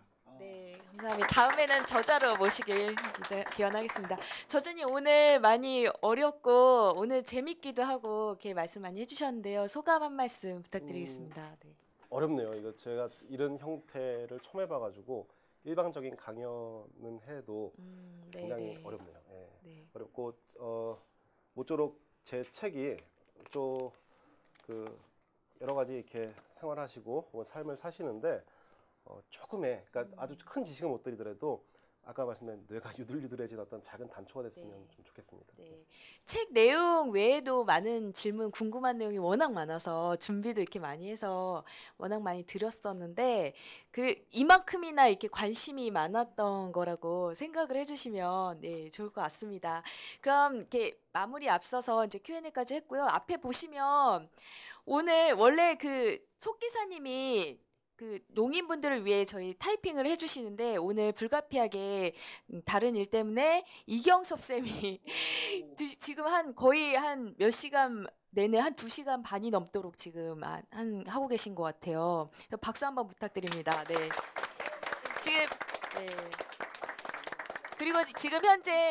그리고 지금 현재 농인의 북포럼이 그 청각장애인 분들을 위해서 지금 저 한쪽에서 매주마다 이어지고 있습니다. 그래서 노선영 쌤이 주인장으로 농인의 북포럼을 끌어주고 계십니다. 앞으로도 많은 참여 부탁드리겠습니다. 그리고 북포럼 커뮤니티 그룹, 북포럼 저까지 누르시면 저자에 만난 그룹이 나옵니다. 이쪽에서 저희가 이제 모집 공고 이런 부분 다 이제 보실 수 있습니다. 그리고 자유롭게 이제 소개 말씀도 올리실 수 있고요. 그리고 여기 저희 북포럼 블로그 홈페이지가 있습니다. 그리고 페이지도 있어서요. 여기에서도 내용 확인하실 수 있고 칼럼들 이런 부분도 확인할 수 있습니다. 다음 주 예고 안내 드리겠습니다. 다음 주 모두가 기다리시던 이원복 먼 나라 이웃 나라 아시죠? 네, 이외에도 많은 책을 쓰셨는데 이원복 교수님 모시고 진행하도록 하겠습니다. 지금 신청 진행 중으로 알고 있어요. 그 MC짐. 네. 그래서 많은 관심 가져주시고 그룹 내에서 신청 부탁드리겠습니다. 지금 제가 책에서 매주 이제 인상 깊은 글귀에 대해서 적는데요. 이 글귀가 되게 인상 깊었어요. 우피치 미술관에 대한 내용은 책으로 한번 확인을 해주시고요. 경영에 대해서 엮은 부분인데 성공하고 싶으면 최선을 다해 제품과 서비스를 만들어라. 최고의 수준으로 만들었다는 자신감이 들면 절대 소비자를 쉽게 들이지 말라. 어렵게 들일수록 만족하고 어렵게 들어올수록 어렵게 떠난다. 네, 그 우피치 미술관에 나온 거기서 깨달은 경험으로 이렇게 연결시켰던 부분이 인상 깊어서 사진을 많이 찍으시는데요. 네, 제가 잠시 훌륭한 얘기를 했네요. 네, 자. 이제 넘겨도 될까요? 네. 저도 감동하고 있습니다. 세상. 네. 네, 이렇게 해서 오늘 방송 마치겠습니다. 전 미술관과 그 경영의 그 결합 자체가 굉장히 놀라운 시도였다고 생각이 들고요. 앞으로도 어렵겠지만 이런 시도가 많이 이루어지길 바라겠습니다. 자, 오늘 여기 참관객분들 굉장히 열정적인 리액션 해주셨는데 모두 감사드립니다. 오늘 방송 마치겠습니다. 감사합니다.